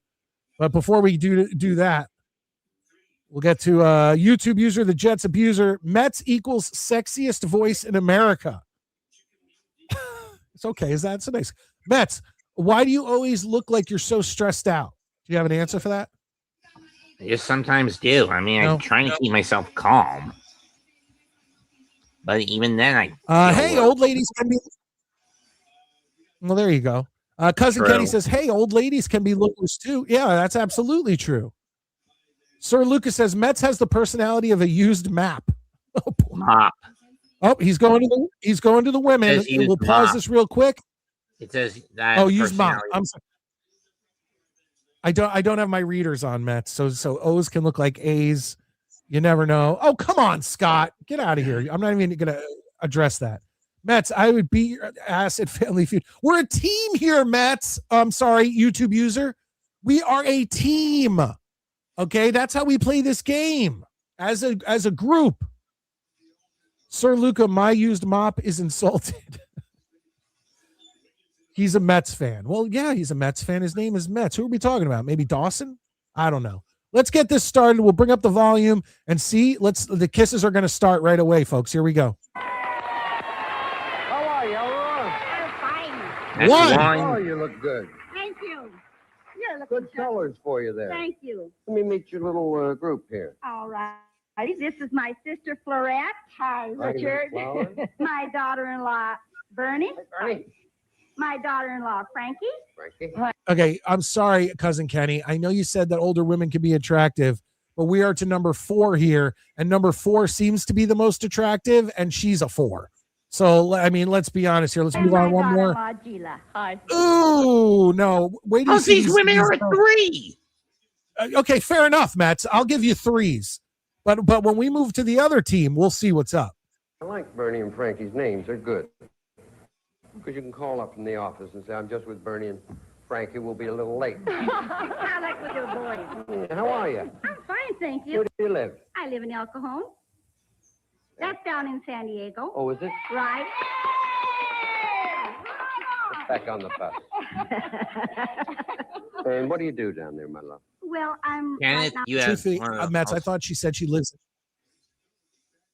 Wait, what happened? Kenneth has the most weird taste in women. Best looking are the old ladies.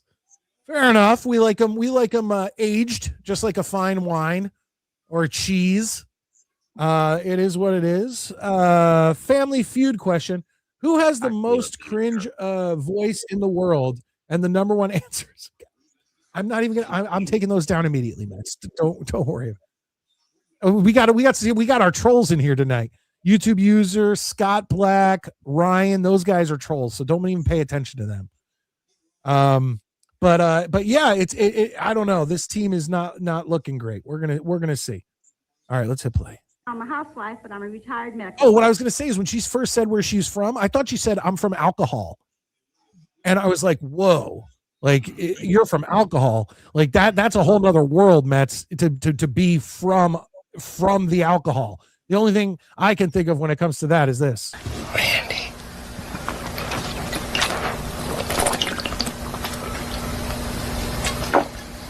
I am the liquor. Hell yeah, Leahy. What is All right, here that we go. from? Trailer Park Boys. Oh. Oh, yeah? Now, you're newlywed reasonably, aren't you? Yes, fairly. About a year and a half. About a year He's a newlywed. Oh, boy. and a half? Uh-huh. Where's the old man? He had to work. Oh, did he? Mm-hmm. What's he doing? He works with the CHP. Does he? Mm-hmm. Boom, ba-dum, boom. Help me welcome the Duffs, will you? All They're here righty. to challenge you. Now we're about to see some ladies. How you doing, Jen? Good to see you. Let me meet your group. This is my wife, Carol, Hi, and her Carol. brother, Bruce, and his wife, Debbie, and my father-in-law, Don. How you doing? Look at Debbie. What do you do? Look at Debbie. I'll say an 8. Yeah, I'd say the first lady's like a 7. She's an 8. Hell yeah, this is the team. And wait, she's not. That's the dad, right? She's married to the third guy in the third spot. I think so. I hope so. I work for Good Samaritan Hospital in Anaheim. I'm the director of the Positive Action Center, which is a teenage alcoholism unit. Oh, really? Yes, A lot of teenage alcoholics? yes. According to the National Council on Alcoholism, there's 30,000 in Orange County alone. In Orange, 30,000 teenage alcoholics in the OC alone, Mets. At least Does in that- 80. By now, it's probably over 1 million. Jesus Christ, that's a lot. You're right. With inflation, thanks a lot, Joe Biden. It's probably 1 million. Actually, in Half- California's half a- case, it'd be people like Arnie, Gavin Newsom, and a few others. I was just using the old, like, thanks a lot, Obama. You know, like the old. I know, but I'm just saying in technical terms when it comes to Right. governance. You are right. million in the United States. I swear, you know, that I did not know what you were going to tell me, but today, after these shows I'm doing, a thing for against drinking. You know. Really? Yeah, I'm doing That's good. a promo. I guess it'll be aired. Richard Dawson goes home every night and gets a glass of bourbon. Are you joking? He's doing something against drinking. He goes home, gets a bourbon, gets a whiskey. Neat. He doesn't need no ice cubes in that. And has a smoke of his pipe. yeah. Oh yeah, or a cigar. Nice Cuban, a nice maybe Didn't he always carry a pipe when he was on Hogan's Heroes? maybe. And I think he also did so on Match Game too. Oh, you might be right. I can picture that more than Hogan's Heroes. I don't know. Let us know in the comments, folks. Do we remember Richard Dawson with a pipe? I think we do. Ever drink? I mean, you ever have that problem? Yeah, as a matter of fact, I was a teenage alcoholic, and that's how I got interested in the business that I am in. That's amazing. What's the youngest age you've ever? Well, cheers to teenage alcoholism. There we go. Seen? The youngest age we've had on the unit is 11. Right now, the youngest one is 11? What the 14. fuck? That's a preteen. How do you even get drunk at 11? Like I can maybe see like at a Christmas dinner or something, you have a little sip of your mom's wine. Like my dad gave me a sip of beer when I was young, like every now and then. How do you become When my siblings and I were infants, Mom tried to get us on red wine for a bit. I mean, just to get us used to the taste. I spat it out, and same thing with non-alcoholic champagne. I spat that out, and my brother ended up breaking out in hives. Wow. I mean, I guess that's a good way to not become an alcoholic, to break out Well, hives. That was because the champagne had sulfates, and my whole family's allergic to sulfur. Oh, okay. All right. Well, that's good work, and we thank you for doing it. Come on, let's play the feud. Let's play, guys. Here we go. Get ready to put your answers in the comments. Top 5 answers we'll start off with. You ready, cutie? You bet. Richard Dawson, you flirt. Oh, darling. 100 people surveyed. Top 5 answers are on the board. You got to try and find the most popular answer. Here's the question. Name something every kid wants one of for his very own. A bike. A I got bike, yeah. Yeah, I got a bike. Let's get to the comments section, guys. Name one thing. What is it? Name one thing that a kid wants of his very own. And I'm gonna say, a car. How old is the kid we're talking about here? A car, a bike. Did people have their own telephones or TVs back then? Probably not. TVs, yes, but very minimal. That's Few of them. when I was young in the early 80s, we had a color set in our living room, and then we had a black and white in the basement in like the playroom area. Like nobody had TVs of their very own in the early 80s. Unless they were like the little handhelds. I had one of those, but I didn't get that till probably 88, 89. My grandma got me one of those ones that was like the screen. It was like a 1-inch screen. I had like 3 of them. I had like 3 of them growing up. Now they're out of use. So this past Christmas, I ended up getting this. Oh, hold on. Let me see. I'm going to make you big here. Oh, that's pretty sweet. But you can't you get like that on a phone? No answer. That's okay. That's okay. Let's go over to the comments section, see what we got here. Name a thing that every kid would want. Oh, we got some good answers. A radio, a hoop and a stick. No, well, here we go. Red wine as a kid. Stop it. All right, we got Cousin Kenny, a bike. Hell yeah, that's where I'm at.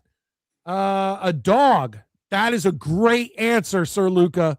So we got bike, dog, puppy, Scott. Hell yeah, another bike. A room of his very own. There you go. Girlfriend, not a bad answer. A light bright. I think kids got their very own light brights. Both my kids have their own light bright. I'll tell you that right now. I like this answer. A BB gun. I remember my first BB gun. Video game system. I'd say maybe you get your Atari or your ColecoVision, whatever was out at the time. It was in television. A kitten. We'll put kitten and puppy together. I feel like they'll put pet, like Met said. I don't think that's a bad answer. Your own radio. A hoop and a stick. How old do you think 1980 was, Snowball? That's something from the 40s, dude. Yeah, like what are we talking about here? Roller skates. Mets look like he lives in. Guys, stop insulting Mets. Boomboxes did not exist. A baseball, a slinky. Okay, I mean, but slinky. I think our best answers are bike, pet, room, and then there was another one I really liked. Video game system, BB gun. I think those 5 are really. We're looking real good on that.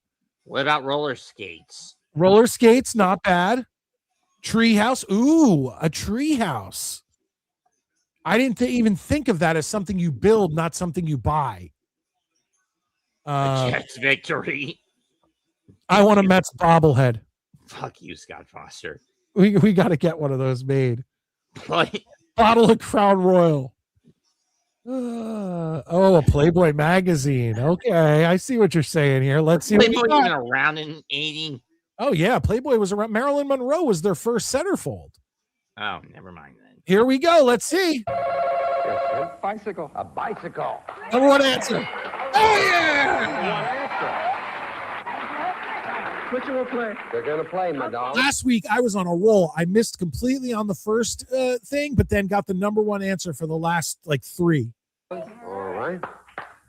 Hello, pretty. Here we go. 2. Right in front of her husband. I'm going to say TV. TV. We're looking for a TV. Okay. We were debating this. Yep. Hey. Not bad. People didn't have the money. Dude, a 22-inch television back in the late 70s, early 80s, a 22-inch, 24-inch television cost like $1,500.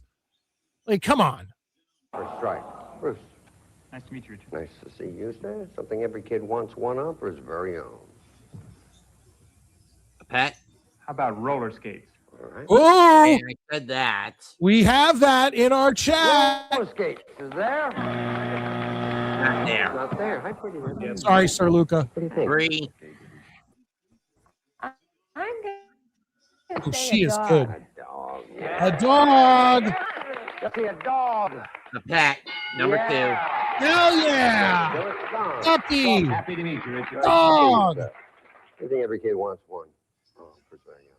I'll try a horse. Horse? Well, it'd be a pet. a horse. Maybe a girl. Okay. Oh, see, Motorbike. that counts as a pet, Motorbike. so it doesn't. All right. So you can't use it. Motorbike, say you're all right. If not, third strike. I'm Oh, they counted a horse as a pet, as a kitten, as a pet, like all of it. Yeah. And what did this guy say? So A whittling knife? No, Oh I my think God. he said a Okay, Bartles motorcycle. and James sitting on your He said a porch. motorcycle. What? I think he said a motorcycle. Oh, okay. That's quite an ask. A motorcycle is quite the ask for a kid. motorbike. Not bad. Maybe he was thinking of one of those, like, the ones you put together yourself, those little what did they call them? God damn it. I think I get where he was coming from, but let's keep going. 3 strikes, move to the other team. Lockenzie, Kuhlman. Telephone. Richard, we're going to go with telephone. Telephone? That sounds like a good answer. And if it's there, Don, All right, get the telephone. $74. If not, Tim and his family get it. Telephone. There we go. What were the other ones? Number 4. Number 3. A car. Number 4. A bedroom. We had room. $74 there. Nothing there. Let's go.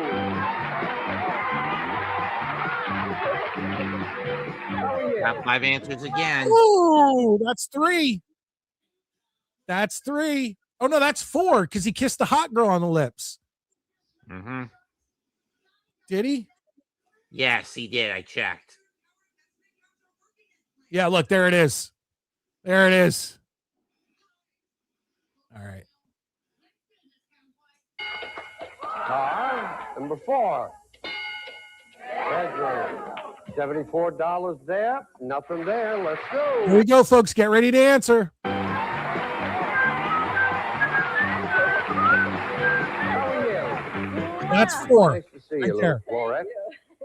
100 people.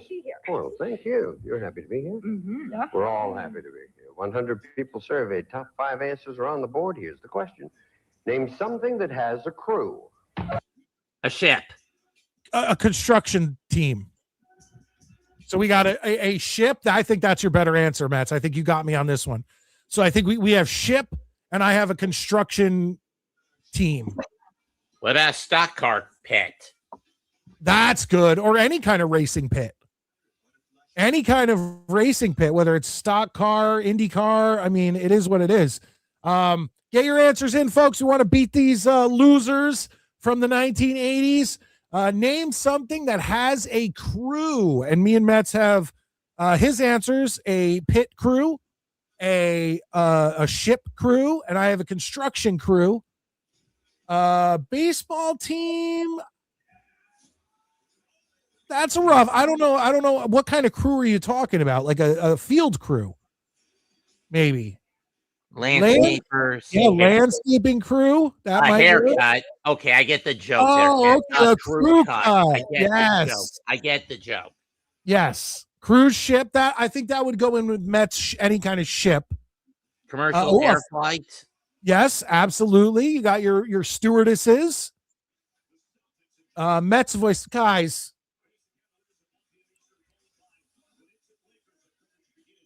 Mets guys.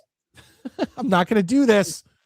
All right, here we go. Let's see. We got all of our. We just gave at least 5 answers. Let's see what they got. Yeah, cruise ship. That's a ship.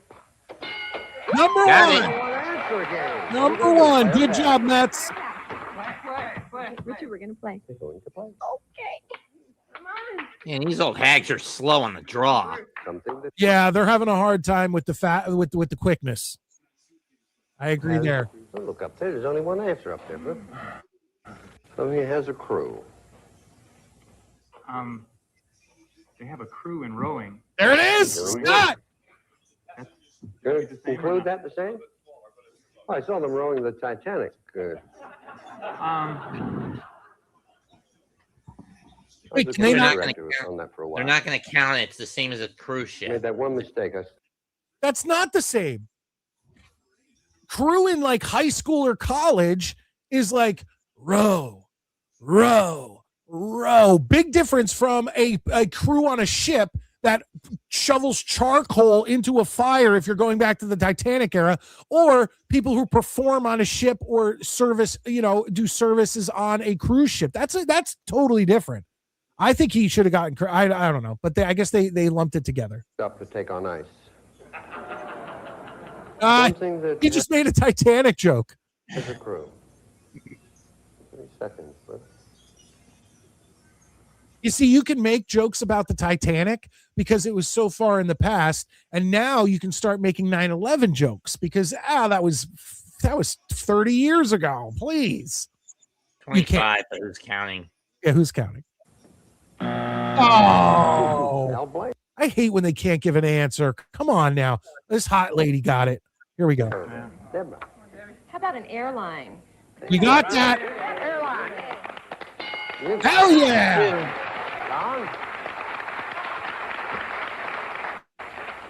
How about a construction crew? That's what I said. Construction. Hell yeah! I'll take the number 3.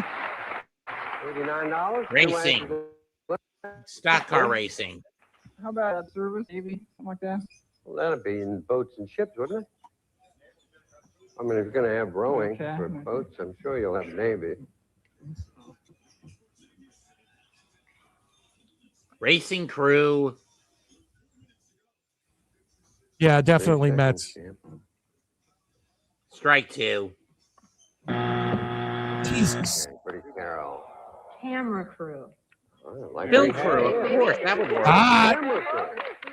Sure. Camera crew. There we go. We're kicking ass tonight, folks. Carol, you're not going to make me miss fun. And he can't come up with anything. Same one I asked you the last time. And what did I say the last time? Nothing. Yeah. Come on. Racing crew, you dumbass. Oh! Yeah. It might be there, Cousin This is Kenny. a cut above the others. If cut, A they're crew all cut. right. If not, third strike. A cut. Oh. Imagine if you would have gotten that. An oil rig crew. Oil rig? A labor crew. Need an answer. Oil rig crew. An oil rig, all right. Oil rigs there, you get the $92. Big lead in the It'll game. be If not, racing pretty crew, I even just game know for it. Tim and his family. Get It's a some money. floss Oil pick. rig. Wow! Didn't see that coming. All right, we're going to see how this Unbelievable. Dude, these are my 2 favorite answers. Jets Worldwide with 2 Live Crew and Scott with Motley Crew. Those are the best 2 answers we got all night, even though they weren't up on the board. But once again, guys, 2 Live Crew is like 90s. Motley Crew is 80s. Not going to work, but I like your creativity. True. Yeah, wow. Like, wow, damn. An oil crew. I would have picked What's the green racing thing in crew. your hand, Mets? It's a floss pick. Oh, there you go. See, Mets has dental hygiene. Okay. He wants to keep his flossing going on. What do you have a floss pick in your? Because why not pick your teeth on a live show, YouTube user? Come on. It's the only polite thing to do. I'm going to go get my toothbrush. I'm going to just start brushing my teeth. Here we go. Mets, are we only at 4? What the hell is this? I think it's one of those hair. I swear by God, Tagidia shampoo will make Oh you my- grow new hair in 2 What was weeks. that? If no new hair grows, we will compensate you 20. It's a hair growing shampoo. Pass on it. Yeah, but I mean, let's be real here. No hair growing thing is going to, if you have that bad of a bald spot, that lady looked like she shaved half her head. True. Like that cream ain't gonna help you. Dollar value's double. The all women team, although not quick on the draw, like you said, are doing really well. All right, here we go. But I mean, I kind of hope the all women team wins. Well, first off, they need to win a face off so we get more kisses, because he's already kissed the 2 girls on the other side and only kissed the first girl on the other side. And the second girl. But if they win, that means they come down for Final Feud, and usually he's really kiss happy at that point. You mean fast money? Yeah, fast money. $66. We got nothing here. Come on, Boo. Okay. That might be the best looking lady on the other team. She's not that bad. Is he going to kiss her? Yep. That's How you doing? 5. Okay, first family to get 300 points. We'll play for $10,000. Oh, they upped it. So 100 people surveyed. Top 6 answers on the board. Here's the question. Name a food people eat at Easter time. Ham. What is the salad that has the marshmallows and pineapple and Cool Whip? It's like I think my family called it a Watergate salad, but I'd say Watergate salad. My first answer is ham.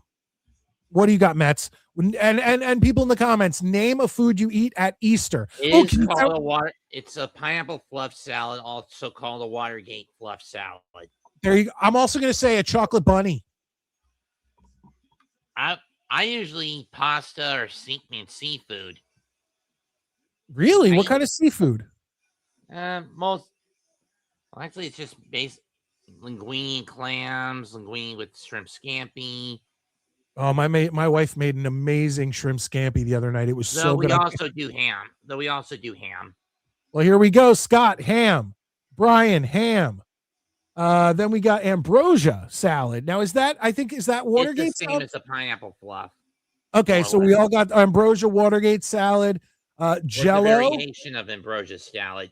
Ambrosia salad also adds mandarin oranges, shredded coconut, and pecans.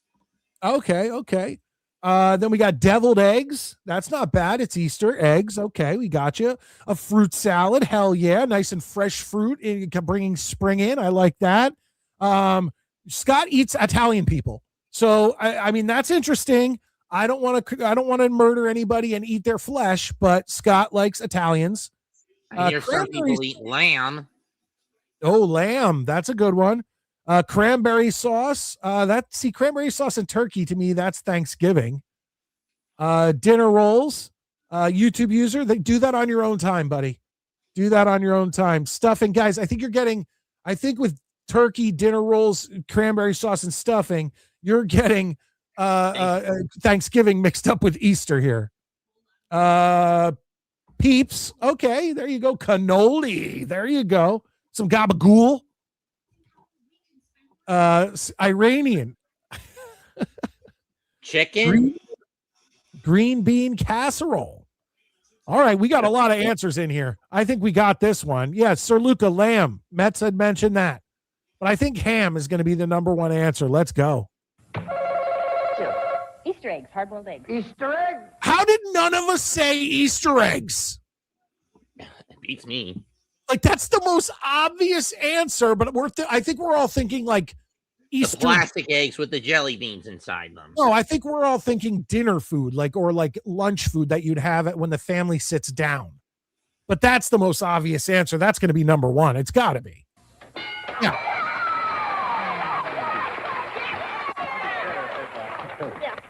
This is incoming, folks. They're going to let you play, and then they get the money. That's the way it goes. All right. We're up to 5 mouth kisses. We're about to get a few more, and I think our answers are going to roll in right here. Hey, Frankie. Here comes number 6. Yeah, here comes 6. Boom. The food that people eat at Easter time. Ham. Ham. All right. That was my number one. Brian. What about salmon? There we go. How about salmon? Gila? 7. Gila? Gila. What is that, Swedish? German? I don't know what it is. Everybody asks me, and I have a different answer. Well, give me one. Italian. Nah. What? She eats Italian people too? Italian, I don't think. No. I don't know what it is. No? Probably the first thing my mother said after she had me. How do you feel? Not black. We're eating Italians. I now pronounce you do. Food that people eat at Easter time. Candy. Candy? Got to be a little more specific. What sort of candy? Jelly beans. Jelly beans? All right. Jelly beans. That would make sense. I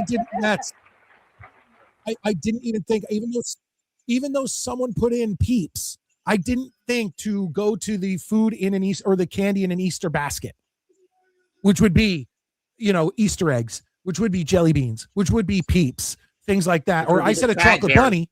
I'm hoping. Cadbury eggs are so damn good. I could eat one right now. I want one right now. Someone send it to me. What does your husband do with the highway patrol? He's with the automotive, where they repair change the tires and do anything that has to be done to the cars when they come in off the road. Oh, I see. He's not dashing around on the What are you yelling? Chocolate. Yeah, it got to be chocolate or chocolate bunnies. motorcycle. No. Then 10-4. Maintenance is what it would come under. Gotcha. I got you. Food people eat I think that I will go with the hot cross buns, you know, the special buns that they have at Christmas time. I mean, at Easter time. Okay, I mean, this is the closest we've got. Dinner rolls. Shrove Tuesday is the holiday in England that we have hot cross buns. Oh, is it? Oh, I didn't know that. See, Hot I learned cross something. bun? Not bad. No. First strike. Okay, I've got a good answer, Richard. Yes, my darling. You ready? I'm always ready. Chocolate rabbit. Here we go. It's a good answer. Chocolate bunnies. Here we go. Yep. Chocolate bunny. Chocolate rabbit. Yeah. Chocolate, but okay. Leave the rabbit part. The chocolate is fine. Okay. Okay, what would go with ham? Candy sweet potatoes. I don't know about that. You said chicken? Sweet potatoes. Oh, sweet. Nope. I've had Candy eggs. Candy eggs. What is a candy All egg? eggs the same? the Cadbury All eggs. the same. All eggs. How about fruit Okay. salad? Fruit salad. Nah. Fruit salad. They have that in Shrove Tuesday as well. don't they? Fruit salad, sir, you're all right. And if not, third strike. YouTube user. Third strike, the Ducks got a chance to steal. Fruit salad. Strike three. There's $90 up there, Tim. You can get in this game. Give me the right answer. Turkey.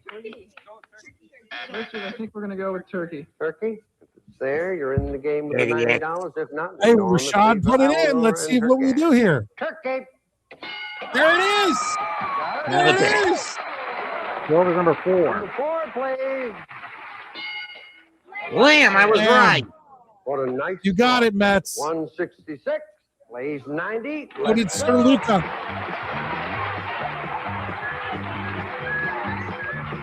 Dollar values double. Top 4 answers on the board. And before we get to these lovely ladies, we had a mint julep in there. Mets, how old are you? 96? 38. How old are you? 38. Let's see here. Easter steak. I'll eat steak anytime. I don't give a shit. Whatever I could buy with Mets lunch money.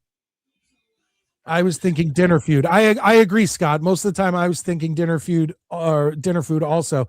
Yes, we talked about the chocolate bunny at the very beginning. Possum. Come on. Sickos. This host of Family Feud would have been in prison nowadays. This Richard Dawson is the best host of Family Feud ever. This is who I grew up with. And if he and I don't know if you know this YouTube user, but he kissed any woman on the mouth. And even when it was taboo, we had a show earlier. I don't know. It was probably a couple weeks ago where he kissed a 13-year-old girl directly on the mouth. But not only that, like you've seen here, he'll kiss 95-year-old women on the mouth. He doesn't discriminate. He kisses white, black, Asian, Indian. It doesn't matter. Richard Dawson is a pimp, and he loves kissing women on the mouth. He just loves women. Like, that's Richard Dawson. All right, we are back down to the beginning, or back down to the start of the comments. Let's go here. Values are doubled. 100 people surveyed. Top 4 answers are on the board. Here's the question. Name a famous person, living or dead, with Wallace in his or her name. George Wallace. William Wallace. Well, so we got William Wallace and we got George Wallace, the racist from Alabama. Guys, name a how about God, I know there's is there a how about is it Wallace and Gromit? That's fictitious. It doesn't. Oh, does it have to? Who knows? Yeah. Name a person living or dead. William Wallace. Okay, he's agreeing with Mets. I still say George Wallace. Okay, I got you, Cousin Kenny. Me and Cousin Kenny, we know all about those racist Southern governors. Wallace Shawn was not famous at this point, I don't believe. Ladies, if you're not familiar, Wallace Shawn, known for the voice of the dinosaur in Toy Story, along with tons of other movies. Rex. Yeah, I enjoyed him in House Arrest with Jamie Lee Curtis and Kevin Pollak. Prince Wallace. All right, let's get to it, folks. Get your answers in, but we are about to get answers from our contestants. Here we go. Yeah. George Wallace. Number 1. Oh! Got the number 1 answer. Play. We're going to play. I would have passed if you didn't. I was about to pause it and say the exact same thing to you. I think I would have passed this one. This one's going to be tough. Let's see. What do you do, Don? Pardon? What do you do? I'm self-employed, Richard. Oh, yeah? Postage stamp vending machines scattered throughout LA County. Good living? Very good. Yeah, glad to hear that. My main occupation is being a grandfather, though. Yes, we are, Cousin Kenny. That's a good occupation. Yeah. Famous person living that was Wallace and his or her name. Irving. Irving, an author? Irving Wallace, okay, author. Oh, not there. Good answer, just didn't make our survey. Tim? Isn't there a famous Stu Wallace? Stu Wallace? Yeah. Now they're just making Stu up Wallace? names. Stu Wallace. They should have passed. Stu! Ooh.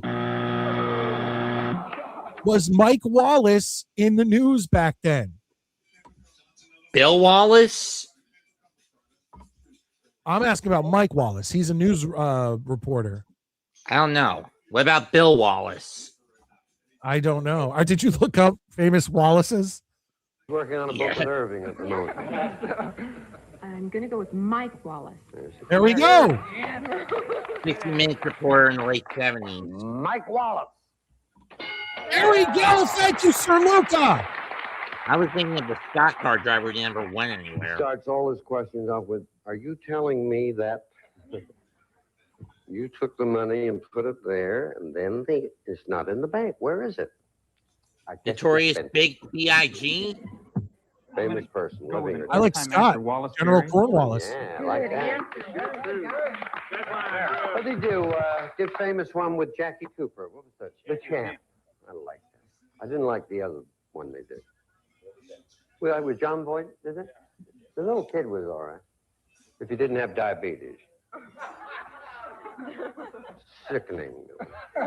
Wallace is there, you're all right, and if not, it's your third strike. Wallace Berry.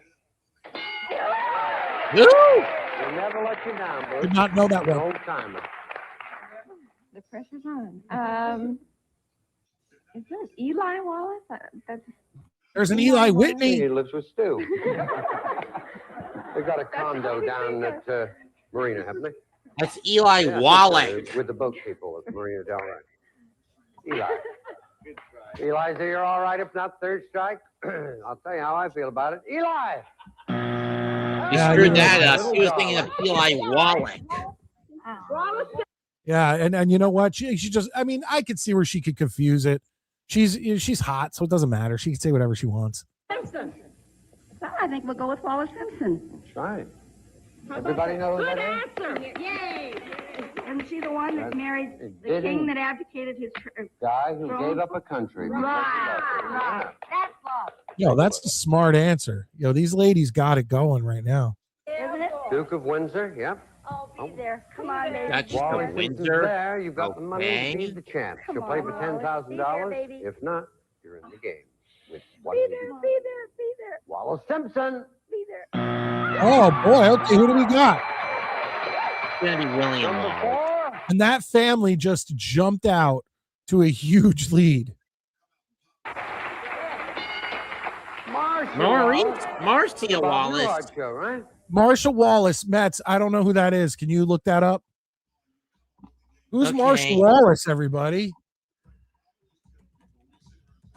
What's up, Dano? I see you in the comments section. Good Marcia to Wallace see you. was a comedian, was an American actress and comedian, primarily known for her roles in sitcoms such as The Bob Newhart Show, Okay, Bob Newhart. Mrs. Carruthers on Full House, Oh, And the- okay. Now I know exactly who they're talking about. Mrs. Crabapple from The Simpsons. Okay, Mike Wallace did reports from Vietnam. Okay, I mean, hey, look, I knew Mike Wallace. Let's be honest here. I just was married to Dennis Hawley until his death in 1992. All right. Well, let's finish this up, Mets. We got one more. This is going to decide the game because aren't points values going to be tripled at this point? I would assume so, given how All close right, it let's is. move on. 72, 166. Let's go. Unfortunately, only 7 kisses on the mouth, 1 per lady. Top 3 answers on the board. Dollar values are tripled. This is going to decide it. 100 people surveyed. Top 3 answers on the board. Here's the question. Name a city where people can gamble. Las Vegas. Atlantic City. Back then, that's all I got. Vegas, Atlantic City. I mean, there'd have to be a lot of foreign country or foreign cities, but in the United States, when I was a kid, it was Las Vegas or Atlantic City. Like those were your places. Mets, don't look shit up. Sun would have been would probably be number 3. In Connecticut, I don't think Mohegan Sun was there at that point. I don't think Connecticut had gambling at that point. And I think Mohegan Sun was preluded, if that's the right word, by Foxwoods. But I'm not sure. I'm not 100% sure. Let's see what we got in the comments section. Oh, Reno. Okay, we got Vegas, Scott Foster. Vegas, Jets Worldwide. Reno, Scott Foster. Atlantic City, hell yeah. Monte Carlo. Atlantic City, Reno. Monaco. I didn't think of Monaco. Vegas, Reno, Amsterdam. That's where you go to get prostitutes, you dirtbag. Monaco, New York. You could not gamble in New York City. Sorry, Rashad. At least there was not 1980. Yeah, not back then. Atlantic City, Hong Kong, Tijuana.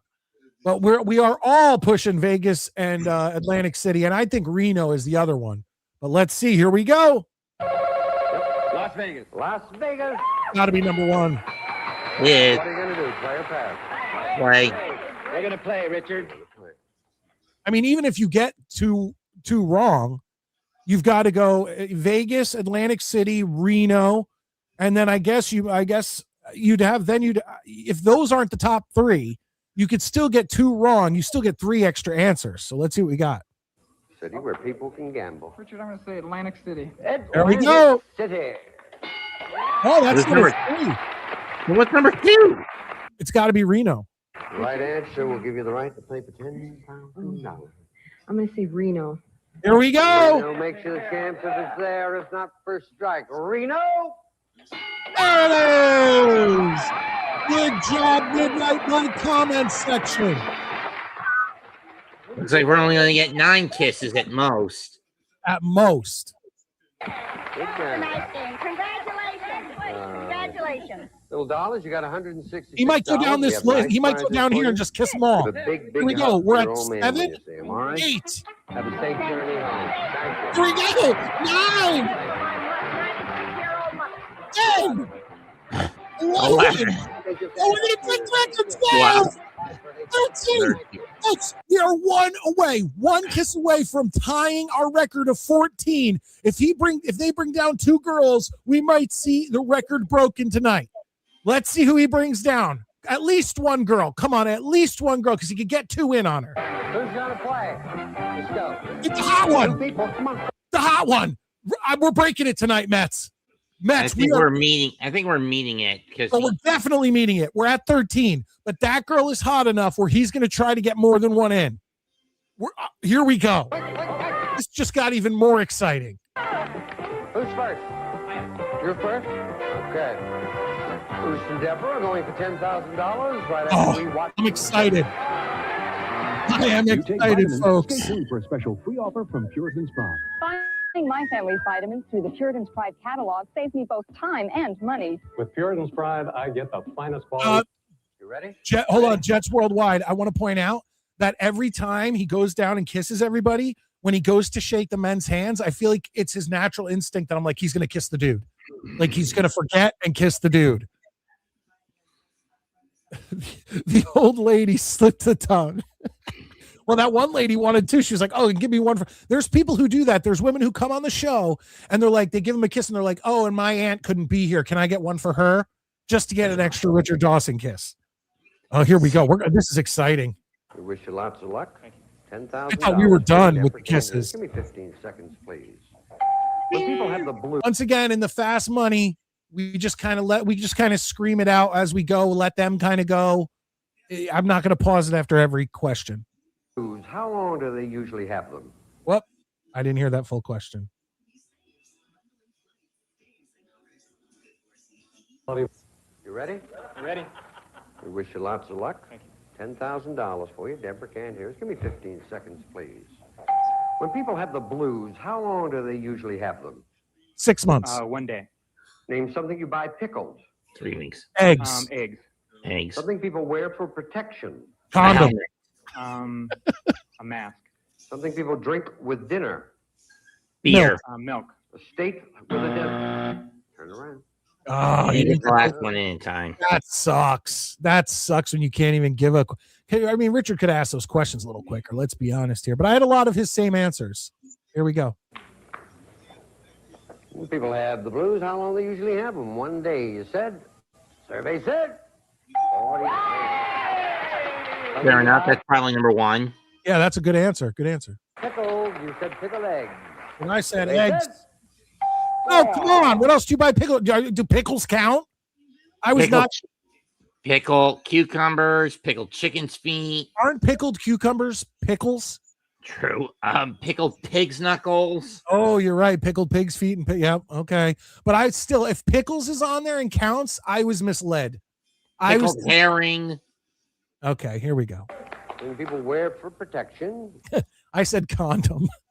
I said a helmet. I think you got a better chance, Mets. You said a mask. Survey said.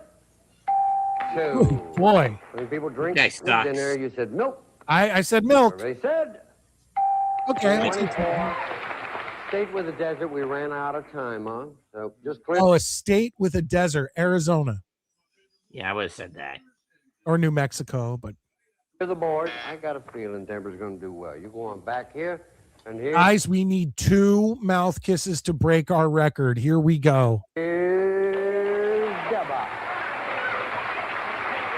Angel, I'll ask the same questions I asked Bruce. You can't duplicate his answers. If you do, you hear that. I say try again. You give me another answer, okay? This is for luck. Oh, there it is. We just tied. We just tied 14 mouth kisses. Bruce gave us. Give me 20 seconds on the clock, please. When people have the blues, how long do they usually have them? 2 weeks. Name something you buy pickled. Herring. Oh, Mets. Something people wear for protection. Helmet. Knee pads. Something people drink. Yeah, she uses knee pads. We know Helmet. that. Yeah, this family's not getting the 200. No, they're not. Wine. A state with a desert. Arizona. Wine and Arizona are good answers, by the way. But I have a feeling milk will be the number 1 answer. You think at 24? They've done it before with the number 1 answer being having that little. I think wine or beer is. You said beer earlier. I think wine or beer might take that. Well, we'll see. True. Turn around. Oh, peppers. Oh, he wrapped his arm right around her hips. People have the blues. How long they usually have? You really have the blues. 2 weeks, you say. Survey said. Great. 1 day was the number 1 answer. 1 day. Something you buy pickled. You said herring. Survey said 17. Okay. Beets. Beets. Of course. Number 1 answer. Okay, so pickles wasn't on there. Okay, that makes me happier because if the number 1 answer was pickles, I would have been like, what the fuck? Beets, number 1 answer. Something people wear for protection. You said knee pads. Survey said 0. Figured Please. that one in. Please say condom was the number 1 answer. Helmet. A hat or a helmet. There you go, Mets. Good job. Answer. Something people drink with dinner. You said wine. It was number 1. Survey said. There we go. 30. Well, I did say it wouldn't be that many. It's 30 is still not a lot for a number 1 answer. And then a state with a desert. You said Arizona. Even a number 1 answer ain't going to get you there. Arizona and California tied for the top. They were the number 1 answers. Survey said 36. 159, $5. You at least get the kiss. For every point, you got a total of $795. $795. Here we go. There it is. It just happened. Hell yeah, folks. Ladies and gentlemen, we just broke our kiss record. $67. Hope you had a nice time. We'll see you here on the feud. Bye-bye. Ladies and gentlemen, thank you for watching. We appreciate it, and we just made history here on the Midnight Mike Show. 15 kisses on the mouth from Richard Dawson, and I'll tell you what, these don't come around very often. So we have got to celebrate. That's the only thing we got to do here.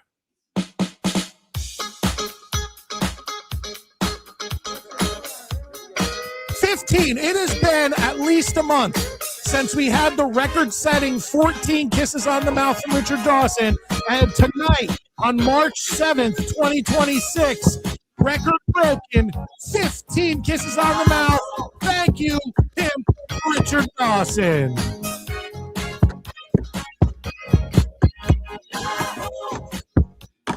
It's a celebration. All right, Mets, thank you for being here, man. That was awesome. I'm glad. I like when the team wins, but to break the kissing record, I'm super happy. I feel like it was worth it to be here almost a half hour later than I usually am. Mm-hmm. You look excited.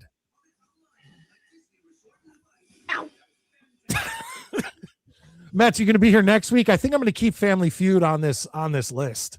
I think I'm going to stop taking it off because people seem to love it. No, bro, but then it gets redundant if we keep playing the feud. Well, I don't know if you heard, but my wife and my daughters are going to be in Florida this week. So I'm going to come on at least once, maybe twice more. And I have a few other things I'm going to do watch-alongs with, but I think I'm going to put the choice up of it being Nickelodeon Guts of the Newlywed Game and just do it at some point this week just for fun. So if you see me live, Mets, come pop on. I'll try. Have a good one. I hope you enjoyed NXT. I did. All right. Well, I lost it. Say it again. I'll do a stream on a Tuesday. I've got an NXT commitment. Okay. I don't know. I can't tell you when it's going to be. Just saying, just don't do it on Tuesday night. I can't promise anything. But all right, Mets, have a good night. Night. All right, I'm going to check out some of your guys. Make sure you hit the like button on the way in or out, folks. I really do appreciate it. If you've forgotten, subscribe if you're new. But let me just go back here and check out what we got going on here. Holy shit, at the end of the night, we get a $20 super chat. And that means Cousin Kenny gets the Jets chant. Hell yeah! Jets, Jets, Jets! That is how you do it. We are run on your support, guys. I pay $100 a month for StreamYard. I have equipment that is still being paid for through Amazon, microphones, headphones, roadcasters, computers, all that stuff. And all of your support helps, no matter how little. Cousin Kenny coming in with 20 big ones. And not only that, I'm going to keep it up there because when you donate $10 or more, you get a Jets highlight reel. Here's Ken O'Brien to Wesley Walker.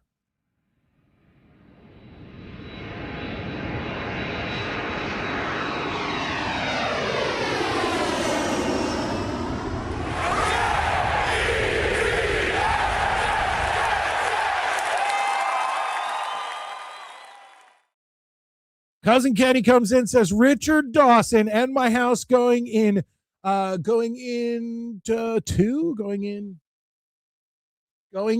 guess weeks or whatever, and $40K over the asking price. Yahoo! Hell yeah! You know what? You're also going to get the pew pew pew. There you go. Congratulations, Cousin Kenny. Great to hear. Even though it sucks that you're going to be so far away. Hell yeah, that's a grab there. If you're getting, I mean, that really makes me go, dude, sell the house. And I wouldn't move. I don't know where you're moving in the West Coast, but if I sold my house in Connecticut for $40,000 over, I'm moving down to one of those red states in the South where I can get a house at half the price, even if I got the asking price, and I'd still have tons of money left over to get $40,000 over. Woo! Hell yeah, we're one of those states with no taxes and all that shit. That's where I'm moving. And by the way, this ridiculous beard that I have going is my wife. She wanted me to grow it out, but she's not going to be here the next week. I'm going back to my very closely shaved. I don't like the maintenance and like you move around. Scott, Dano, I don't know how you guys do it. I don't know how you do it because I'm only at this length and this is pretty long for me. I'd say it's about an inch when I stretch it out. So it comes to here, but it like, I have weird cowlicks. It moves. I don't know. I can't stand it. I'm too anal retentive when it comes to like looking like a uniform. I went to military school. I was never in the military, but I went to military school and I just want everything to look neat. I can't, I don't know. I got to figure something out. But let me get back to your guys' comments really quickly. Let's see here. Hey, Mets, Jalen Brunson sucks. Dance Nuts guys giving him a hard time. Give the people what they want, Mike. I don't know what that is, but I hope I paid off tonight. Finally, Ryan, you hit an all-time low. What did he say? I love the trolls. That you need to get laid. Do threes a crowd. Jets, Snowball, we were talking about that. I don't know if it was with you or whatever. Threes a crowd is crazy. A man sits between his wife and his secretary and has to answer sexual questions. Like these guys were Jesus Christ, these guys were sharing way too much with their secretaries. But then again, it was back then as the 70s. You know, you walk up, you smack her on the butt. Good job today. You know, go get me a whiskey. Have you ever watched Mad Men? All your Jets highlights are from like 40 years ago. What are you talking about? I got one from last year, not this past year, and plus I only have like 4. So give me a break here. Hell yeah, Wesley Walker. Thank you, Ram Jam. Thank you for being here. Got a few of your answers in here. Oh, moving to the mountains of Washington State where my wife grew up. That's going to be beautiful. That is going to be beautiful. Just let it go to shit Mike and see what she says. What, the house? What are we talking about? Give the people what they want. That's Family Feud, Mike. Oh, okay. I see what you're saying. Yeah, well, that's what I'm thinking. It's like, if you guys love Family Feud that much, and like, I love the interactions we get, the comments and playing along together. I have such a blast doing it. And there's so many available episodes. I'm thinking maybe we do that on Saturday nights, and then I'll just take another night out of the week and do other things that may include Newlywed Game, Nickelodeon Guts, things like that. But also I have a few other things that I've been preparing to like do watch along and watch things and laugh at and have a good time. But I hope you guys, yeah, it is what it is. Oh, the beard, just let it go and see what she says. I don't know. Like last night, I told her, I was like, listen, as soon as you guys leave tomorrow, I'm shaving this back down. And she immediately started touching my face and being like, oh, but I love it. I love it so much. She likes it because it's softer. So like when I buzz it down, it's prickly and like whatever. And right now it's all soft and whatever. And I think that's what she likes about it. But I do know maintenance. So if I'm going to grow out my beard, I'm going to have to go get like the beard oil and the beard comb and all that crap. And I just, that just doesn't sound fun to me. It's just one other thing I have to take care of. And it's, let the beard go to shit. All right, folks. Devils beat the Rangers tonight. If you are just joining us and you came in late, rewind, go back. We talked tons about Breece Hall, his potential contract, why I think he was forced to be a New York Jet this next season. We talked about all the quarterbacks and especially Geno Smith and Carson Wentz, who are for some reason on the radar this past week on Jet social media. But we talked about all that. We'll be back on Monday night for the normal time slot, 9 p.m. And hopefully Maddie's usually here all Monday night. So hopefully on Monday night, we'll get him on time. Tonight he wasn't feeling well. I'm glad he's okay because he went into work. So that's a good thing. But once again, folks, Monday nights, 9 p.m. Saturday nights, 9 p.m. But this week, I have no family with me all week. So I'm going to be joining you guys at least once, maybe twice for random. I don't know when. I don't know what days. I can't tell you. That's why you got to subscribe. Pay attention to the. I may announce it on Twitter, which you can follow me at Midnight Mike Show on Twitter and Instagram. There it is. I'm branded the same across everything. MIDNITE. Remember that. I actually have the Gmail. My Gmail is MIDNITE Mike Show, but I also have the regular spelling of Midnight. So when people screw up, I always forget to check it, but I do check it, and people do email that account. So every couple months, I'll be like, oh, let me go check up someone. But it's MIDNITE on X, Instagram, Letterboxd, Gmail, YouTube, across the board, and soon on Patreon, where I'm going to be releasing new stuff and old Midnight Jury episodes that you guys are not going to believe. But I'm not going to even put that out there until I start make sure I have a good amount of content for you guys. If you're paying for it, I want to make sure there's over 300 episodes of the Midnight Jury. going over 80s and 90s pop culture, horror, all that stuff. I am Midnight Mike. I can't wait to see you guys on Monday night or next time, whatever. Have a good one, everybody. I had a blast tonight.